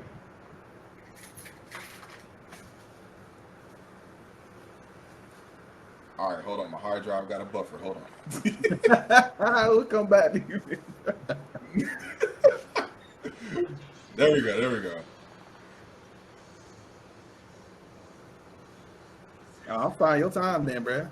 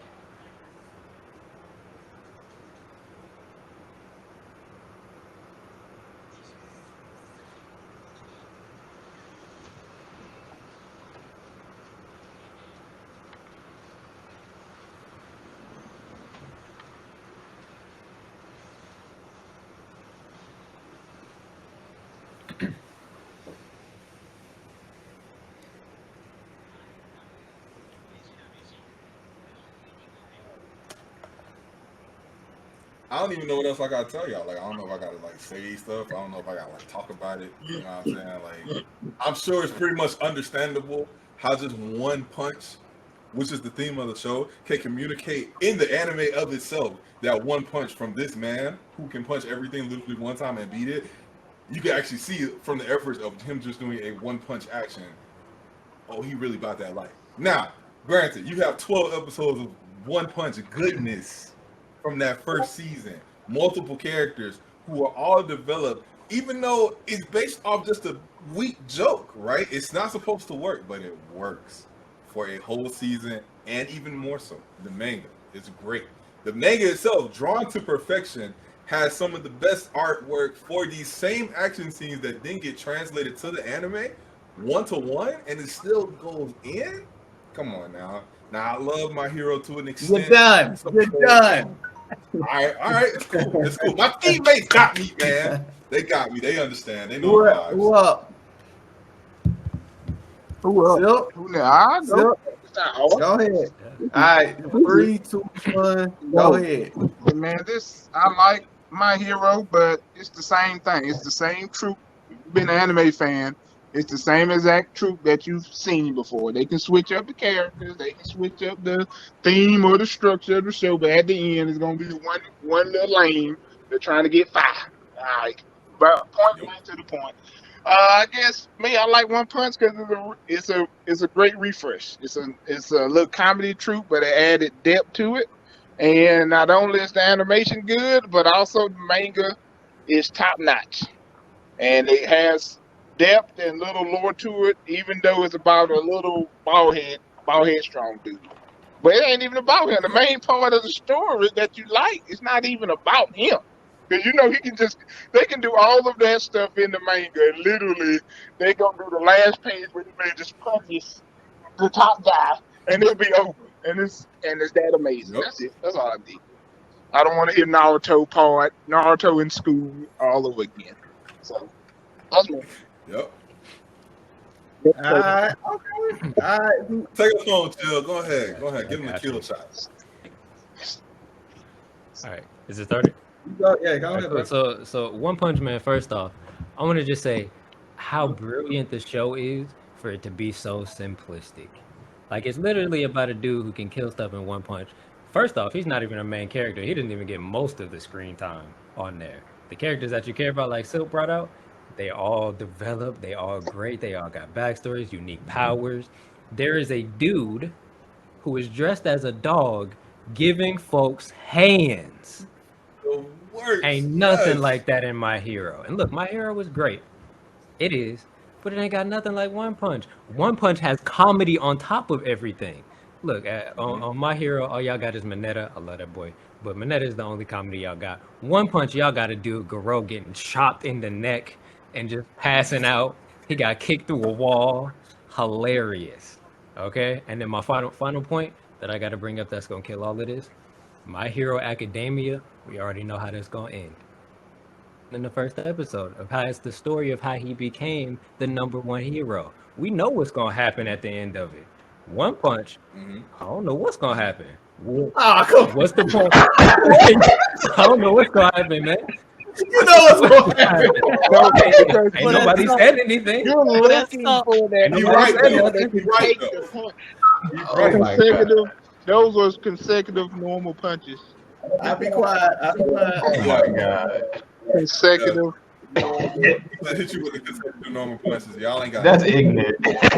Just normal. You need to tell me. You got 15. All right, still do the time for them. Do the time for them. Oh my god. All right, who on first, man? Remember, it's only 3 of y'all. All right, I gotta sit this one out. Oh, that's right. So what? Who is it? Me, Sonke, and who? Jukes. Juke. Hey, Juke, start us off, bro. Start us off, bro. All right. All right, let me know. Oh, you good. Okay, so one thing, I don't like to mix my foods. I like both the animes, and I don't like pitting them against each other. Food illustration. But I do, in this case, I guess I do like My Hero more. I haven't watched looked at the manga for either of them, and I'm not all the way up to date on My Hero because I've been watching other animes. But just in general, I do like it. Yes, it is the classic aspect of, your weak person who's at the bottom, making it all the way to the top.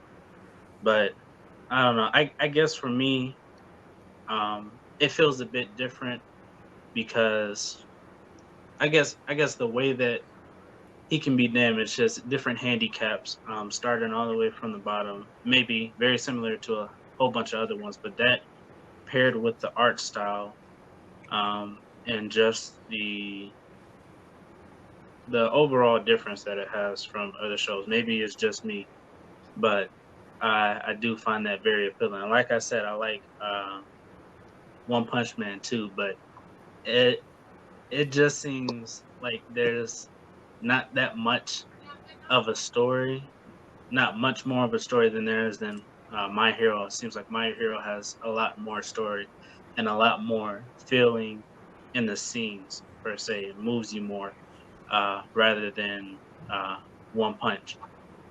And What about the underage girls? It's got the the comedy aspects. Everything is quick and short. And like I said, I haven't read the manga, so maybe it changes. But in My Hero, it's like it's getting to my main point.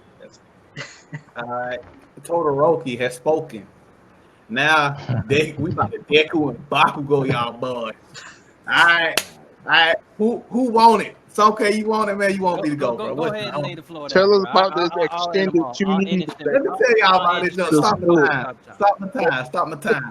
All right, look, check this out. So my boy, Juju, aka Todoroki, just said, like, man, One Punch Man, it's hollow, man. It's hollow. There's no heart. There's no heart there, man. There's no heart there. It has the only. It doesn't move you, bro. It don't move you. Yeah, Saitama punch jump is cool, but that's it. That's it, man. The person that got the most heart in that show is the bicycle dude. He the real hero. He the real hero. That's it. But guess what? In My Hero Academia, we got everybody, bro. It's stakes, bro. We got people dying, bro. We got people dying.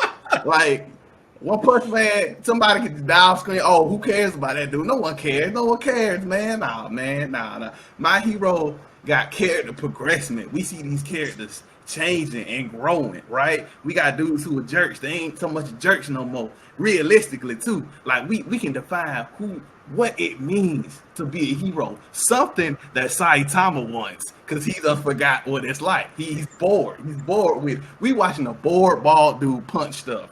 That's what we watching. That's what we watching, y'all. Tell me y'all didn't feel nothing when All Might threw that punch. I ain't gonna take which one. You know which one. I've seen that punch in 3 different animes already. You got your own punch in your heart, bro. That's what I'm saying. So that's why they're both good. But My Hero got character. It's got a heart to it. That's why if you're gonna put 2 up together, I would say My Hero. That's what I would say. They both, now don't get me wrong, they both fire. But I will say My Hero got me hooked, man. When I read and watch One Punch Man, I was like, oh dang, that's dope. And that's it.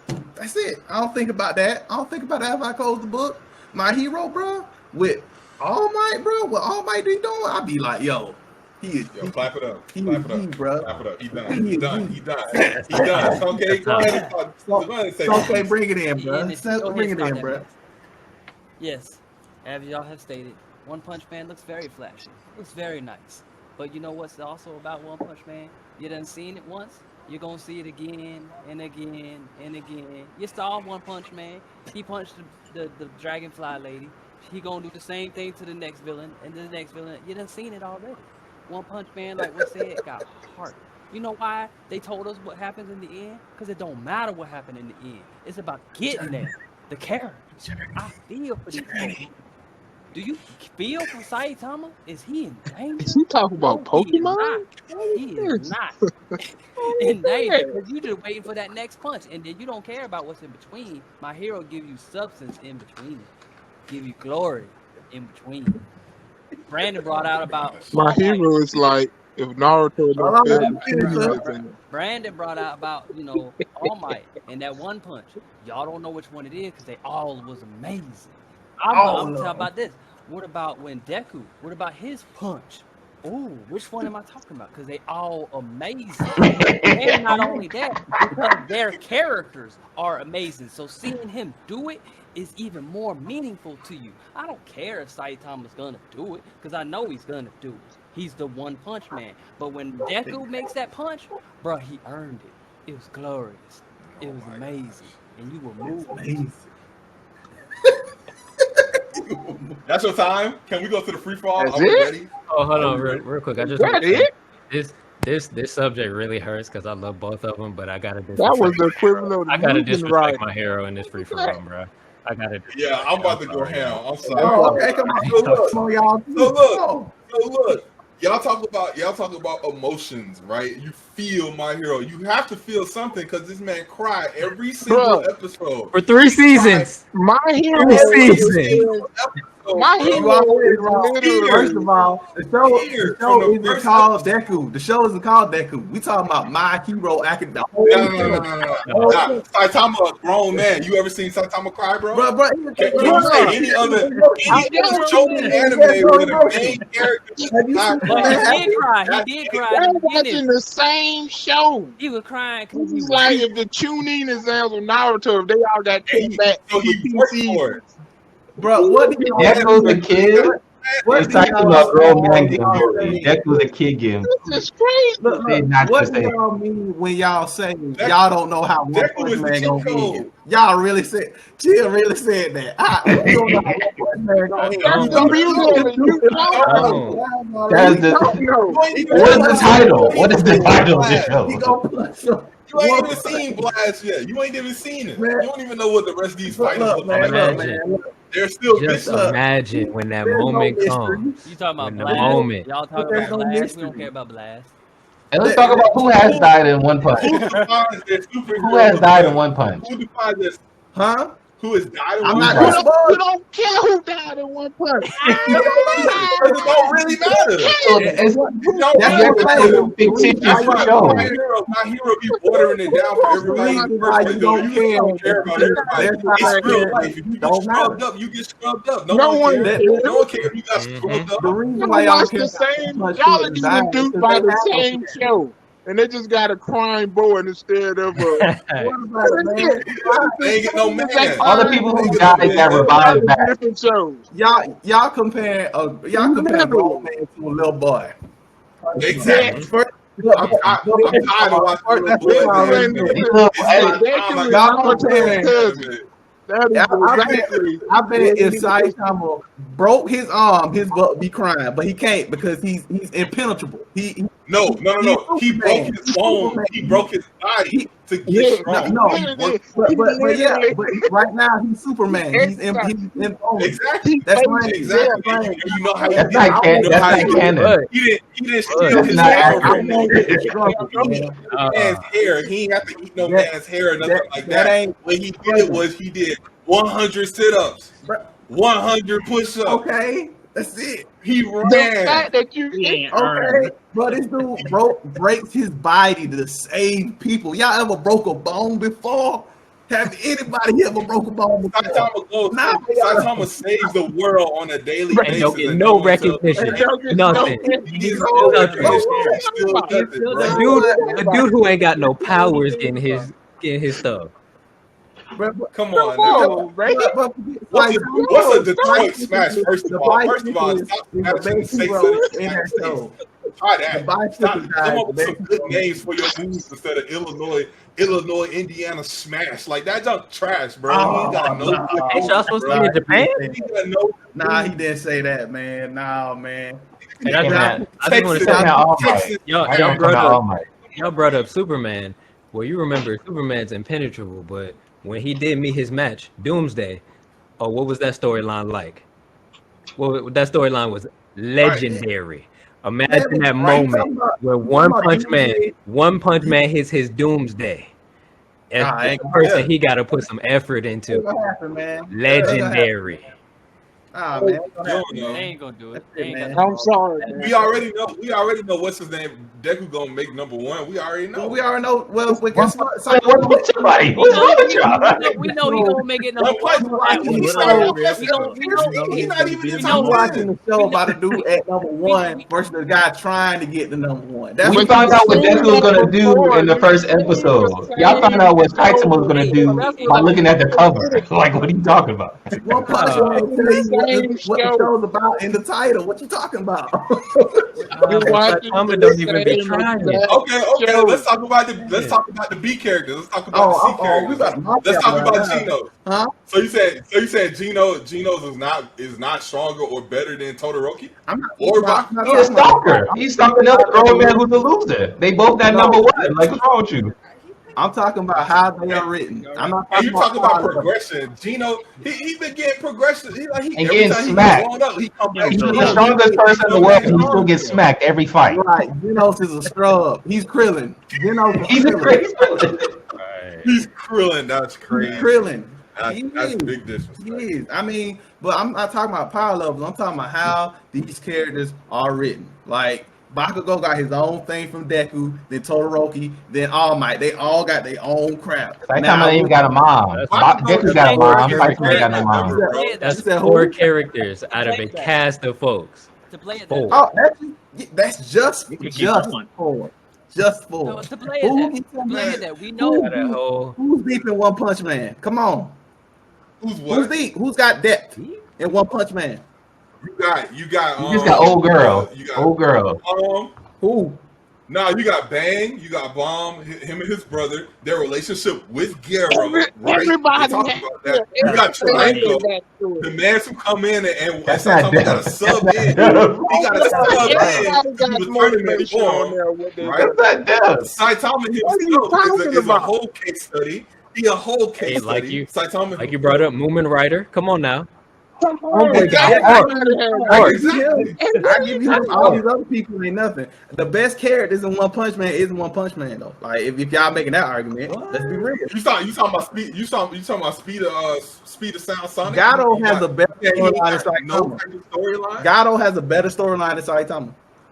Just keep it real. But I love Saitama, but he's a basic dude. He's a basic. And Deku not. And That's Deku the not. whole point. He's supposed to be a basic dude.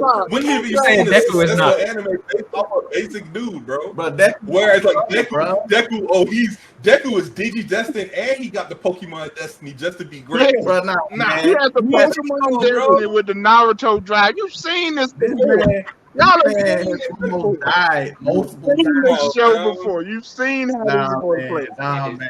And y'all Seen were it falling before, for this. Man, out the two, I They still just got changed the characters and stuck them in high school forever.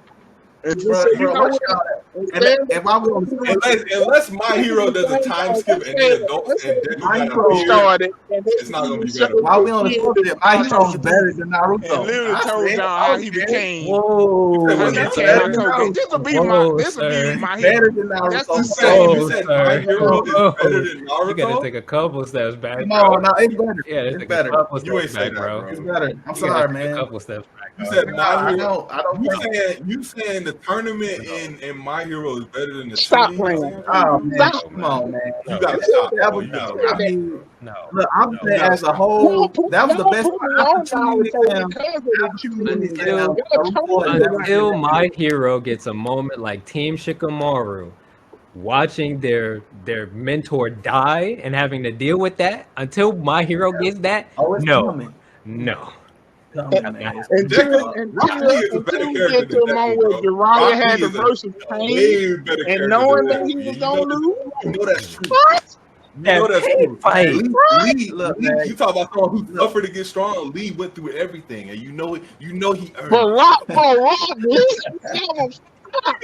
Man, y'all can have y'all. once Naruto, Sasuke, You will feel pain.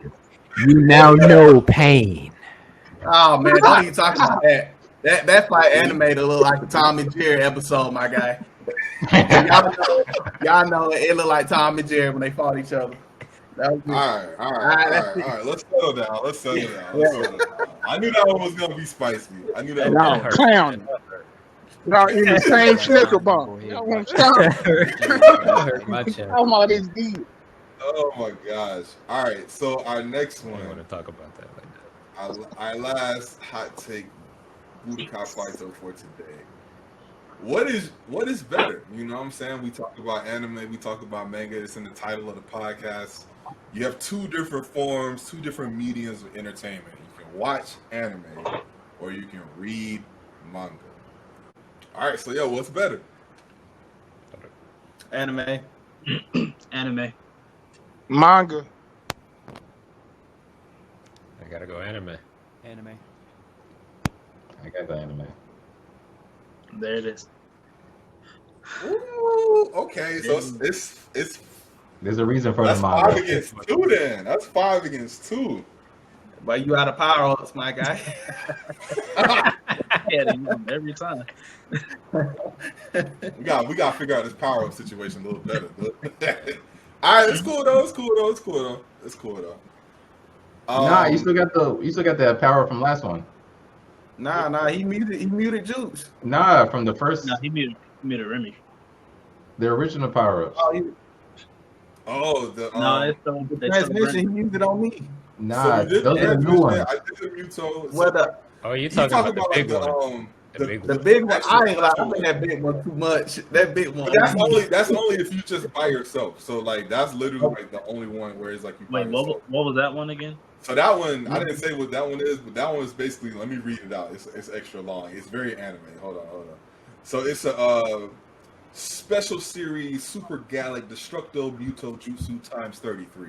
So that's that's when if you're by yourself against everyone, you get that, and it literally wipes one person out of the game for that particular round. So it is mad OP, but it's only given out in that special circumstance.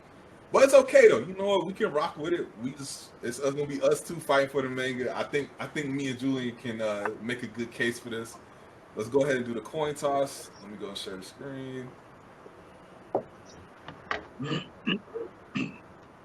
Y'all might as well pick if y'all want to go first or second. I mean, I ain't know if y'all gonna be that gracious. You know what I'm saying? All right, it's Tails. It's y'all's turn. Y'all actually get to go first this time.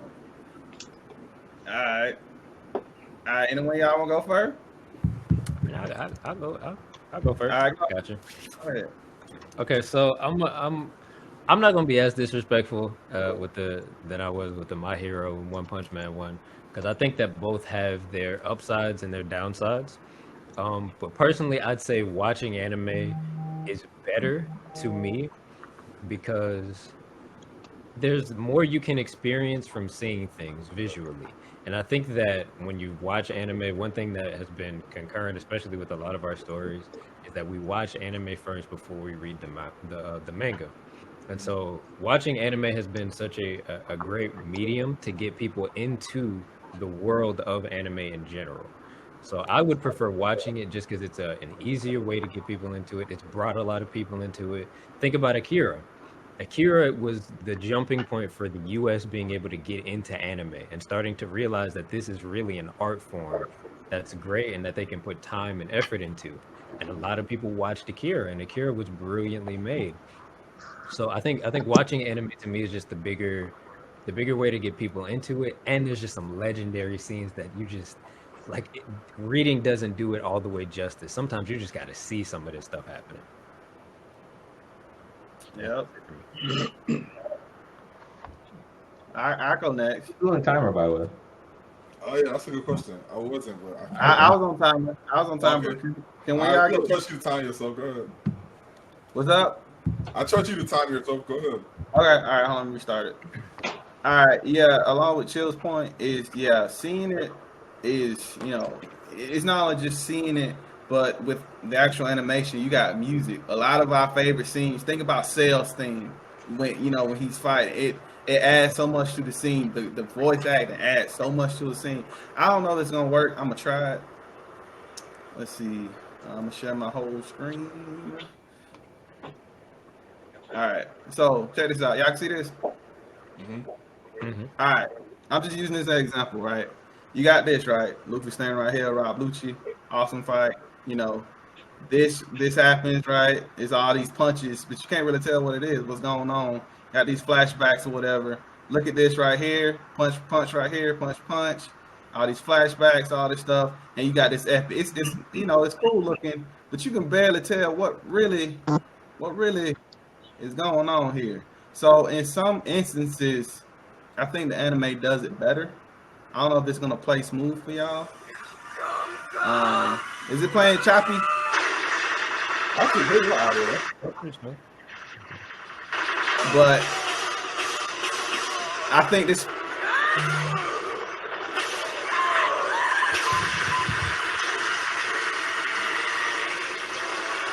voice acting, this dude getting wrecked. The music, good lord.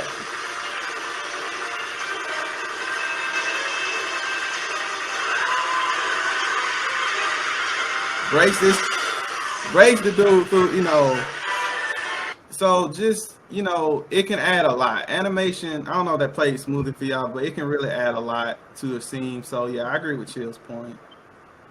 And I'm done. I'm out of time. Who's up? Sonke or?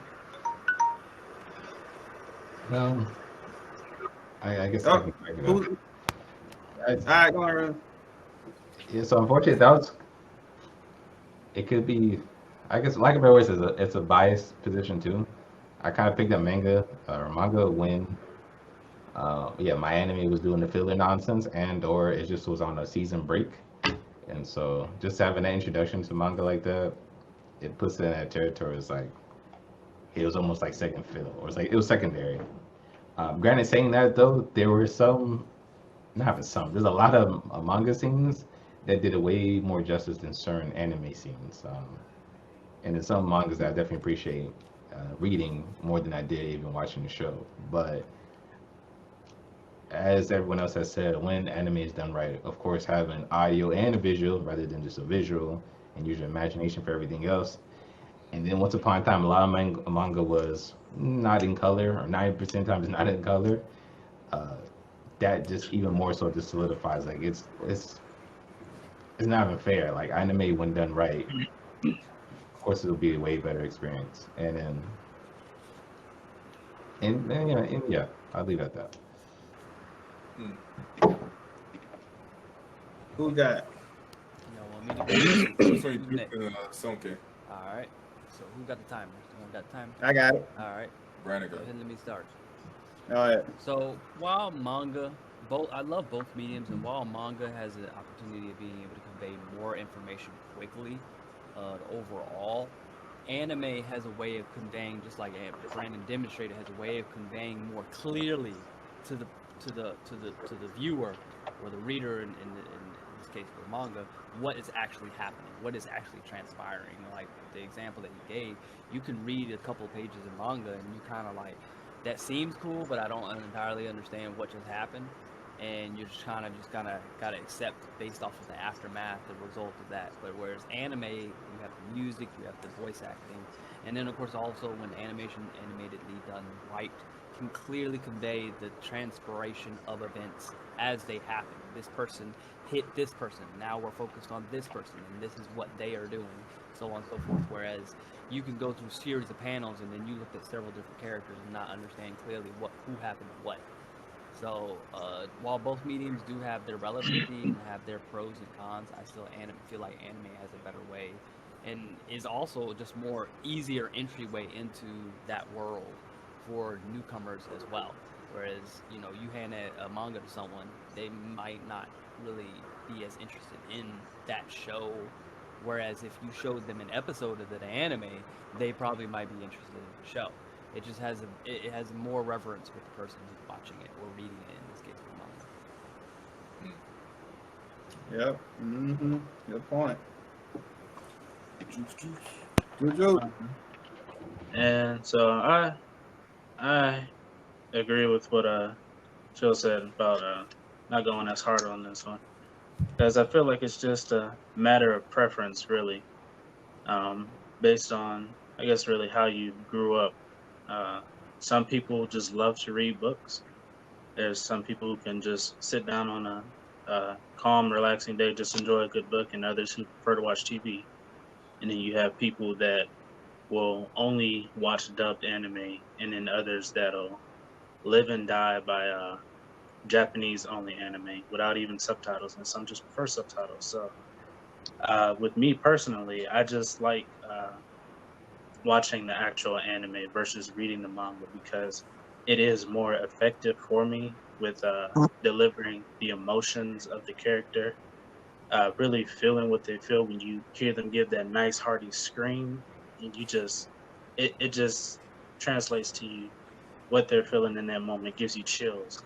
And some people, they may not enjoy that much. They may just prefer reading the manga. So that's why I feel it's really more of a personal thing, what you personally enjoy. And for me, it's just watching anime because I get more out of it versus reading manga. No. Boom. That's cool. All right. Silk, you want to go first or you want me to go first? Yeah, I'll go first. I'm gonna have to dip out in a minute. I got But yeah, I'm gonna go with manga. I actually got three reasons why real quick. I like manga and I like anime, but the one thing my first of all gripe about anime is filler episodes. Can't stand them. Never will be. And I understand it, but just not for me. Two, and it's just a quick experience.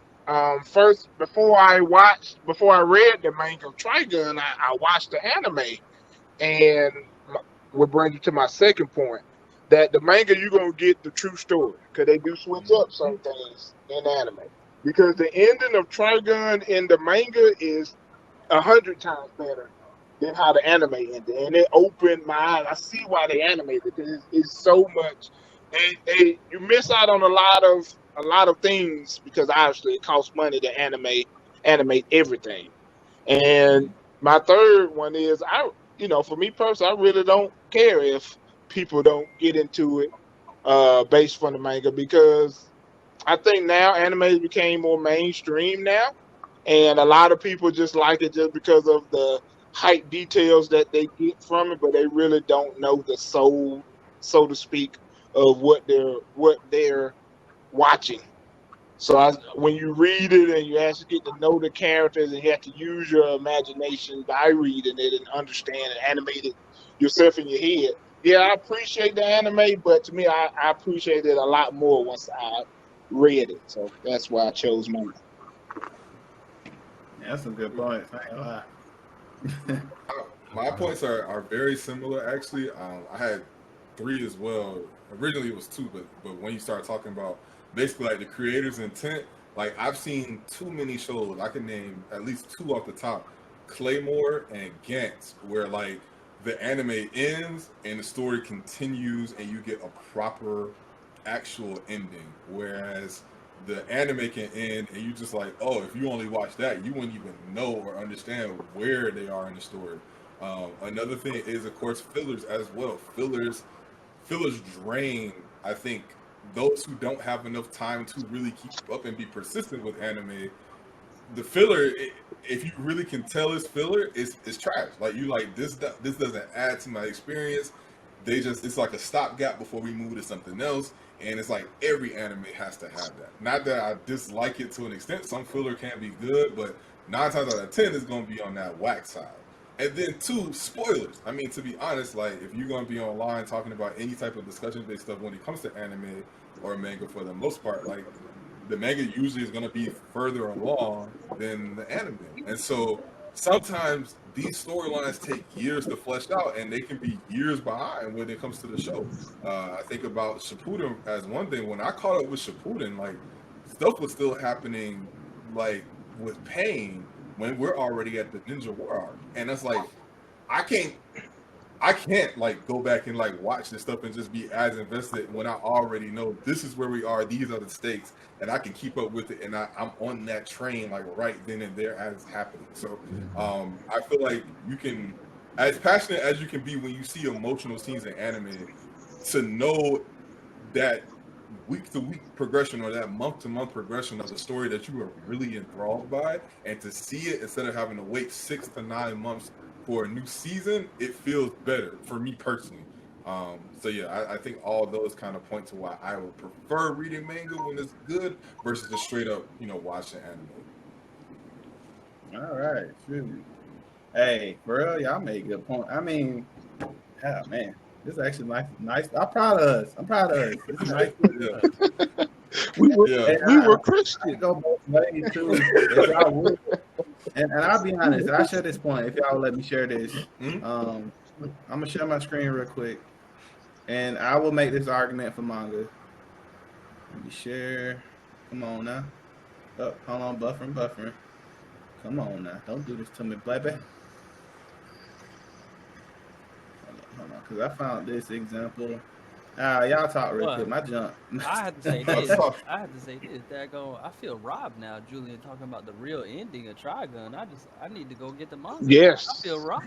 Yes. I feel robbed. Read the ending. The ending to Trigun is way different from, and that what got me interested. Like, you know what? I need to start reading this stuff because I got the whole series downstairs on my shelf. But yeah, when I bought it and read the ending, just I think I had just had some extra money and just bought the set, and I was like, oh my god, this is way different from from the anime. I was like, oh my god, this was a way better ending. So like I said, that's watching the anime, and I'm like, I don't know how I feel about this ending. Yeah, I might need to read that one too. Yeah, you need to read the whole thing. I was like, oh my god, this is way better. This ended better.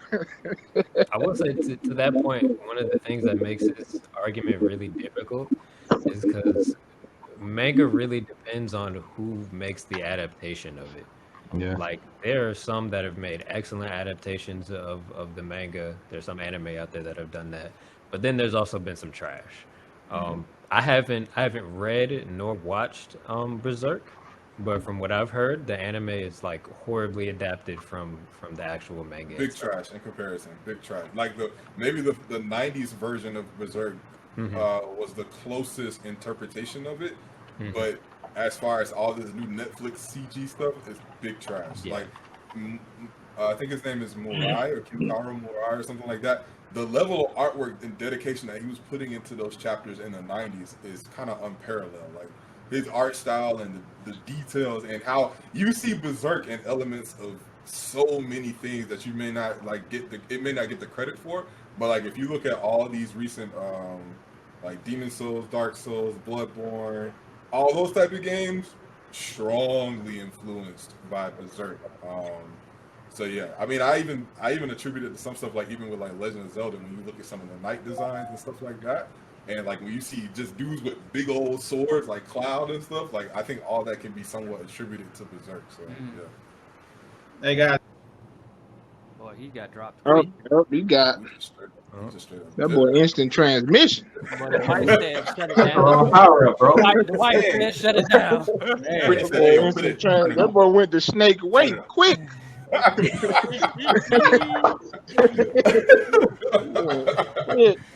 was that?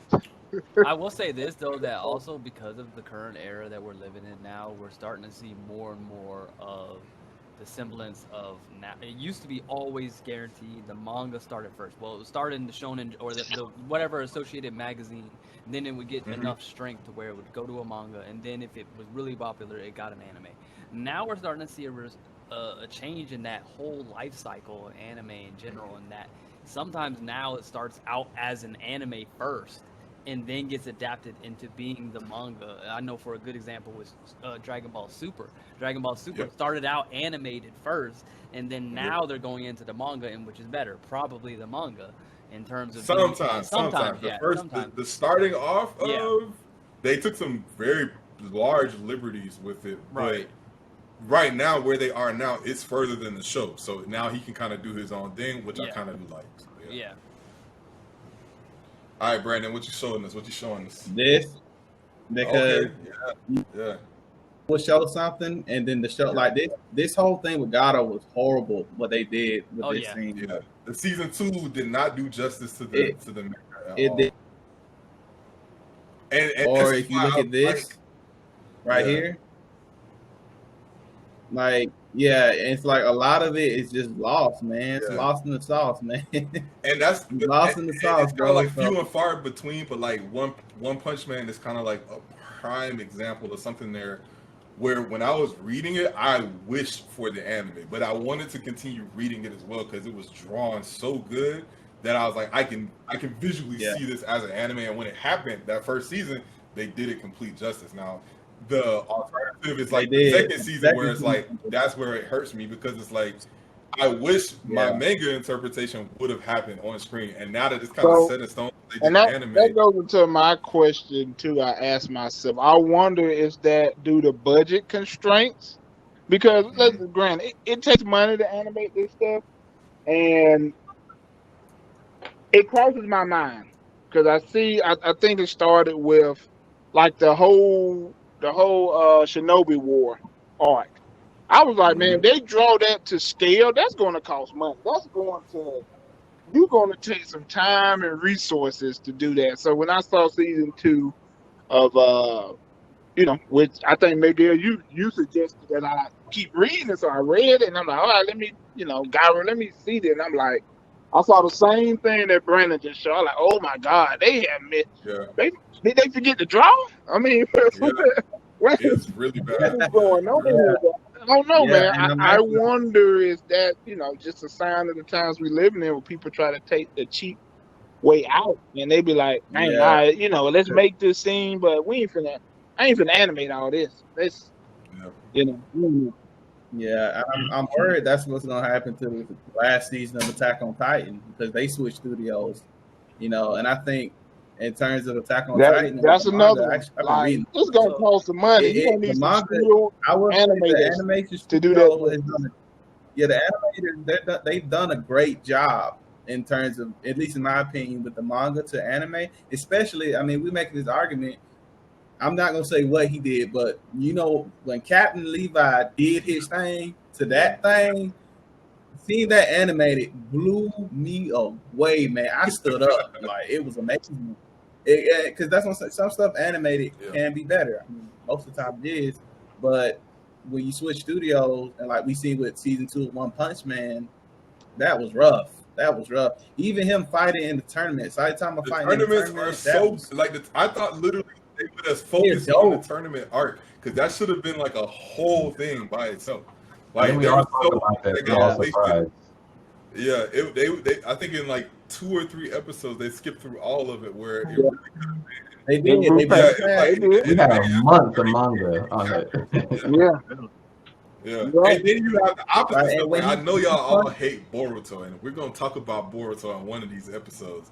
But you ain't gotta talk about that. You ain't gotta. But I'm just saying, so like people talk about how bad the anime is for Boruto because it's like hundreds of episodes already, and it's so much filler. And I'm like, yo, y'all understand it's less than 100 chapters of Boruto in the manga. Like they slice all of that off, and there's a lot more actual productive story that actually happens. So it's just weird to see that dichotomy still be so big because like I know Songe has kind of mentioned this a few times where like the passion and the money kind of just are on two different sides of the argument. So as far as like the creator and what his intent may be, you may see that more fully fleshed out in the manga versus like the anime side is built to make money, right? Like, it can tell the same story to an extent, but they want a merchandise, they want a franchise, it has to be involved in other things. You gotta have OVAs for movies and stuff like that, or the special side episodes that aren't canon, but it just keeps people interested.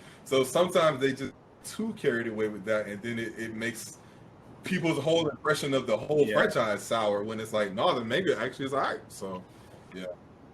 Yeah, and I'll be honest, I think Silk sort of, I mean, I admit defeat. I take an L when I can. I'm humble, But when Silk said that the manga will show the real story, that's it to me. That I ain't gonna lie, that's fatality. Like, because there has been some animes where the story is totally different than the manga. And I even be honest, like in Death Note, the manga, it was amazing how it ended. It was different how the anime showed it. At least in one particular scene, but sometimes it's that one scene. If you alter it, it changes the whole feel of the story. But like we just said, One Punch Man in the tournament in the manga, that was epic. But like they just that's it. Even when he punched, man, look, I'm just saying this. It's not a big spoiler. When he punched the centipede, they literally took the animation from season 1 from the serious punch and just replayed it. I was so upset with that. I was so upset with that. I was like, "Are you serious? Are you serious?" And Gato fighting all those enemies, that was just dang it, man. Yeah. So I think this was a good one. This was the first one that was like, I mean, of course, y'all know we get really hyped, we get emotional, we get passionate, but I wanted to throw this one in there. It's funny because like in my head, I was like, oh no, this is like the ultimate type of question. I should leave this for like our 1-year anniversary or something crazy like that. But I decided to go ahead and throw it in on episode 2 because it's like, it's one of those questions that is kind of everlasting, right? Like we could get to this point next year and then be like, oh, maybe stuff changed. It may be some good anime that has come out, and you're like, oh, I like watching it now. So that it can ebb and flow for people. But yeah, I just wanted to go ahead and throw that out there. So I think overall we did pretty well. So some scrapes and bruises. Y'all hurt me over Digimon, but it's all good. I'm gonna take that on the chest. Yeah, a little reckless, but I forgive y'all. Mad reckless. Ain't no way. Digimon. Don't ever put Digimon in Pokemon. Theme song. What was all song? Digimon. Not gonna open the Hey, That theme song changed lives. What y'all didn't see was that, bro, I had the first theme song uploaded. I had Pokemon Johto theme to that scene bumps and Pokemon. I had all 3 ready to go. All right, so yeah, before we close out, we like to always end on some positivity. So, for everyone's final word, just share what you're watching, what you're reading, if you got any recommendations of what the people need to see. Like I said, I recently personally I caught up with My Hero Academia, all the chapters. I think one just came out within the past day or two. I read that one too. Things are going crazy. I would say. I ain't gonna spoil nobody, but it's dark. It has kind of taken a 180 as far as like the initial impression, and it's kind of like where I wanted it to be. So I'm really enjoying that now. So if you haven't caught up with My Hero, if that's something that you're interested in, I would say get to reading because you're gonna see some things. Yeah. I'll just say, anybody watching this, be safe, wash your hands, wear your mask, don't be going out, running around. Now go in them streets. It's job security. Go in them streets. Don't go. Stay home, wear your mask. Get dirty. Nasty. Stick to your ninja way. Wear the mask. Wear the quarantine. You know, believe because there's COVID out there. Believe it. Yeah, man. That's all I gotta say. I guess my final words is I have definitely been enjoying this Attack on Titan. I'm thoroughly happy with how things are going, and then I can't wait for this. I can't wait to see how all of this kind of plays out. And then of course I'm also, if y'all have not watched A Promised Neverland, Thank you. That next season is about to drop very, very soon. Catch yourself up on that because that is that is A1. Right. I started it, but I'm gonna finish it then. It is worth it. All right, I go next. All right. Yeah, I feel the same way as Chill. I have enjoyed the ride that is Attack on Titan. It's where I want to be. I'm emotionally invested of what needs to be done, and they did a great job of switching things up. And like, you know what, I'm rooting for this guy, but you know what, it's that time. He got the. And I'm glad they did that. They switched it up nicely. What I'm watching. It's not what I'm watching, it's what I'm playing. Japan man, I'm gonna blame them. With that 13 Sentinels. That is anime, man. They came out and I don't even think they can make it to anime the way you have to play it. Oh my god. That is it's addictive, man. If you are an anime fan, please pick that up. Please pick that up. And just, the program is gonna get you hooked. I mean, godly, man. I can't. The jaw dropping. The way that is written so consistently. Think you know the story, and then all of a sudden you're like, "Oh my god!" It's like, oh my god, this is so good. This is the best anime I've ever played. Yeah, but anyway, yeah. If you are anime enthusiast, man, pick that up. I'm not gonna lie. That I like 7, and it was good for me. But as far as like a fresh take of 2020, I slept on that, and that could have went up there with 7 to me. In my top 10. I ain't gonna lie, it's one of the best stories of the year. Like 2020 is one of the best video game stories. So yeah, that's it, man. That's all I got. Oh yeah, and be safe out there, because if not, I'm gonna pick. If I have to pick you up, I'm gonna treat you mean. That's all I got to tell you. I'm mean. Well, I'm still on the never-ending journey. Episode 200. No, episode 600 something. Yeah, on One Piece. Days of our lives. One Piece fan in the house. Getting there. I'll make it to the end one day. I had to get off that ride, big dog. It's good. Never go. What arc you in? I am in, which arc is that? Where they are. He's fighting Don Flamingo at his hometown. Oh my god! Do you know you have 400 more episodes to go?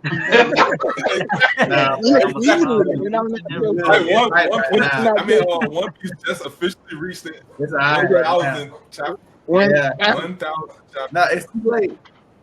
It's too late for him. He's on it. Hey, He's on it. hey, Get out there, hey, Ryan. you gonna go to the grand line and you gonna get off the Technique. grand line. I'm gonna just say I that. just read the summaries. I had to get off this one. No, he in a new world. He in a new world now. He passed that. Oh my god. You watching it, Juice? Yeah. Mhm. Okay. All right. Oh yeah. So he know about the song. I'm in there. Get off that ride, Juice. Don't do it. Nah, man. Trapped in. Get out that It's too ride. late. You That's never why get he had episode 600. But that's why he had episode 600. It's good. It's It's good. too much. It's a soap opera. It's never Truly too is a soap opera. I opened my eyes and saw the deceit. Hey, So he's not going to end this. man, One Piece amazing. Hey, y'all, it's been good. I got it. All Head right, out, Man, do man. your thing. We'll see ya. All right, Song King and R Dot, y'all close us up. Alright, y'all. It's been good. It's been fun. Be safe out there, like everyone else has said. As far as anything currently that I am reading, just the standard normal that everyone else is on right now. My Hero, One Punch Man, Attack on Titan. Nothing really new outlying. And I'm hoping that this current thing that I'm reading, Kaijo number 8, is going to get pretty good. It's pretty standard. It's not really anything crazy, but it is a fun read when I'm caught up on everything else. I'm still struggling to get up on what y'all be talking about with this Dr. Stone. I tried to read a couple more chapters the other day, and I'm just not feeling it. But we'll see. You read it? Huh? I read He it. didn't. I've been reading the manga. I'm on chapter. I don't even know what chapter I'm on. Have you watched the just, anime? Just watch it. Just watch it. I'm on Yeah. chapter 4. I'm on chapter Just 4 watch of it? the Okay. Just manga. watch it. You haven't watched it either, Miguel? I've only seen bits and pieces of the first episode. I haven't watched the whole thing yet. I have it downloaded though, so I'll probably check it out soon. So Like I did you said, have some my more? goal was to catch up with My Hero, so now that I'm done with that, I can delve into other stuff. Yeah, I might take a break from One Piece to catch up on My Hero and Attack on Titan. There's too many spoilers around in these streets, so No doubt. Yeah. Oh yeah, no, No you gotta doubt. get on that. No doubt. Attack on get spoiled for you quickly. I still haven't even seen the latest Yeah. movie from My Hero. So Oh, that's wow. not Okay. spoiled at least, but yeah, I it's a need good it. one. because That's a fun time, yeah. the first movie was really good. So and I think they said the second one was like even better or something. They on the same. I'll say this: it's explosive. It's explosive. Yes. Yeah. All right, so the continuation of Sonke's mentioning that new Dr. Stone video just dropped. So I'm looking forward to that season 2 very shortly. Promised Neverland as well. That was an excellent little surprise for me. I really appreciate that tidbit. Chill. What was that? Was that 2 years ago at this point? Something like We've it. been Yeah, waiting a year plus? Yeah, it's supposed to come out last year, but COVID delayed everything. Oh, so. sure. So I think, yeah, so it's a year in the making for them to continue with that story. That was a really great story. This is a good story. They touched all different kind of interests of mine. I'll put it there. Just another reminder, just like JL mentioned last week, Vinland Saga is still another great one. I'm still looking forward for that one to come back. You guys have a lot of animes that have some really good hands that you guys got to catch up on. So Vinland is another one you can just throw in that pile. But in between these few, for lack of better words, these second tier animes we're looking forward to. I'm also keeping on with Attack on Titan. I'm enjoying it. And yeah, just keeping them coming. Looking forward to the rest of it. Cool. All right. Well, that's been episode 2 of the Spherical Kage Dojo of anime and manga. So yeah, we're gonna run some more of these. Maybe we can pick up the pace. I don't know. This is only episode 2. It's been once a month so far. We'll see how February and March go. But yeah, we want to thank these guys for coming through. Appreciate y'all in the audience if you decide to watch, and we'll catch y'all on the next one. Peace.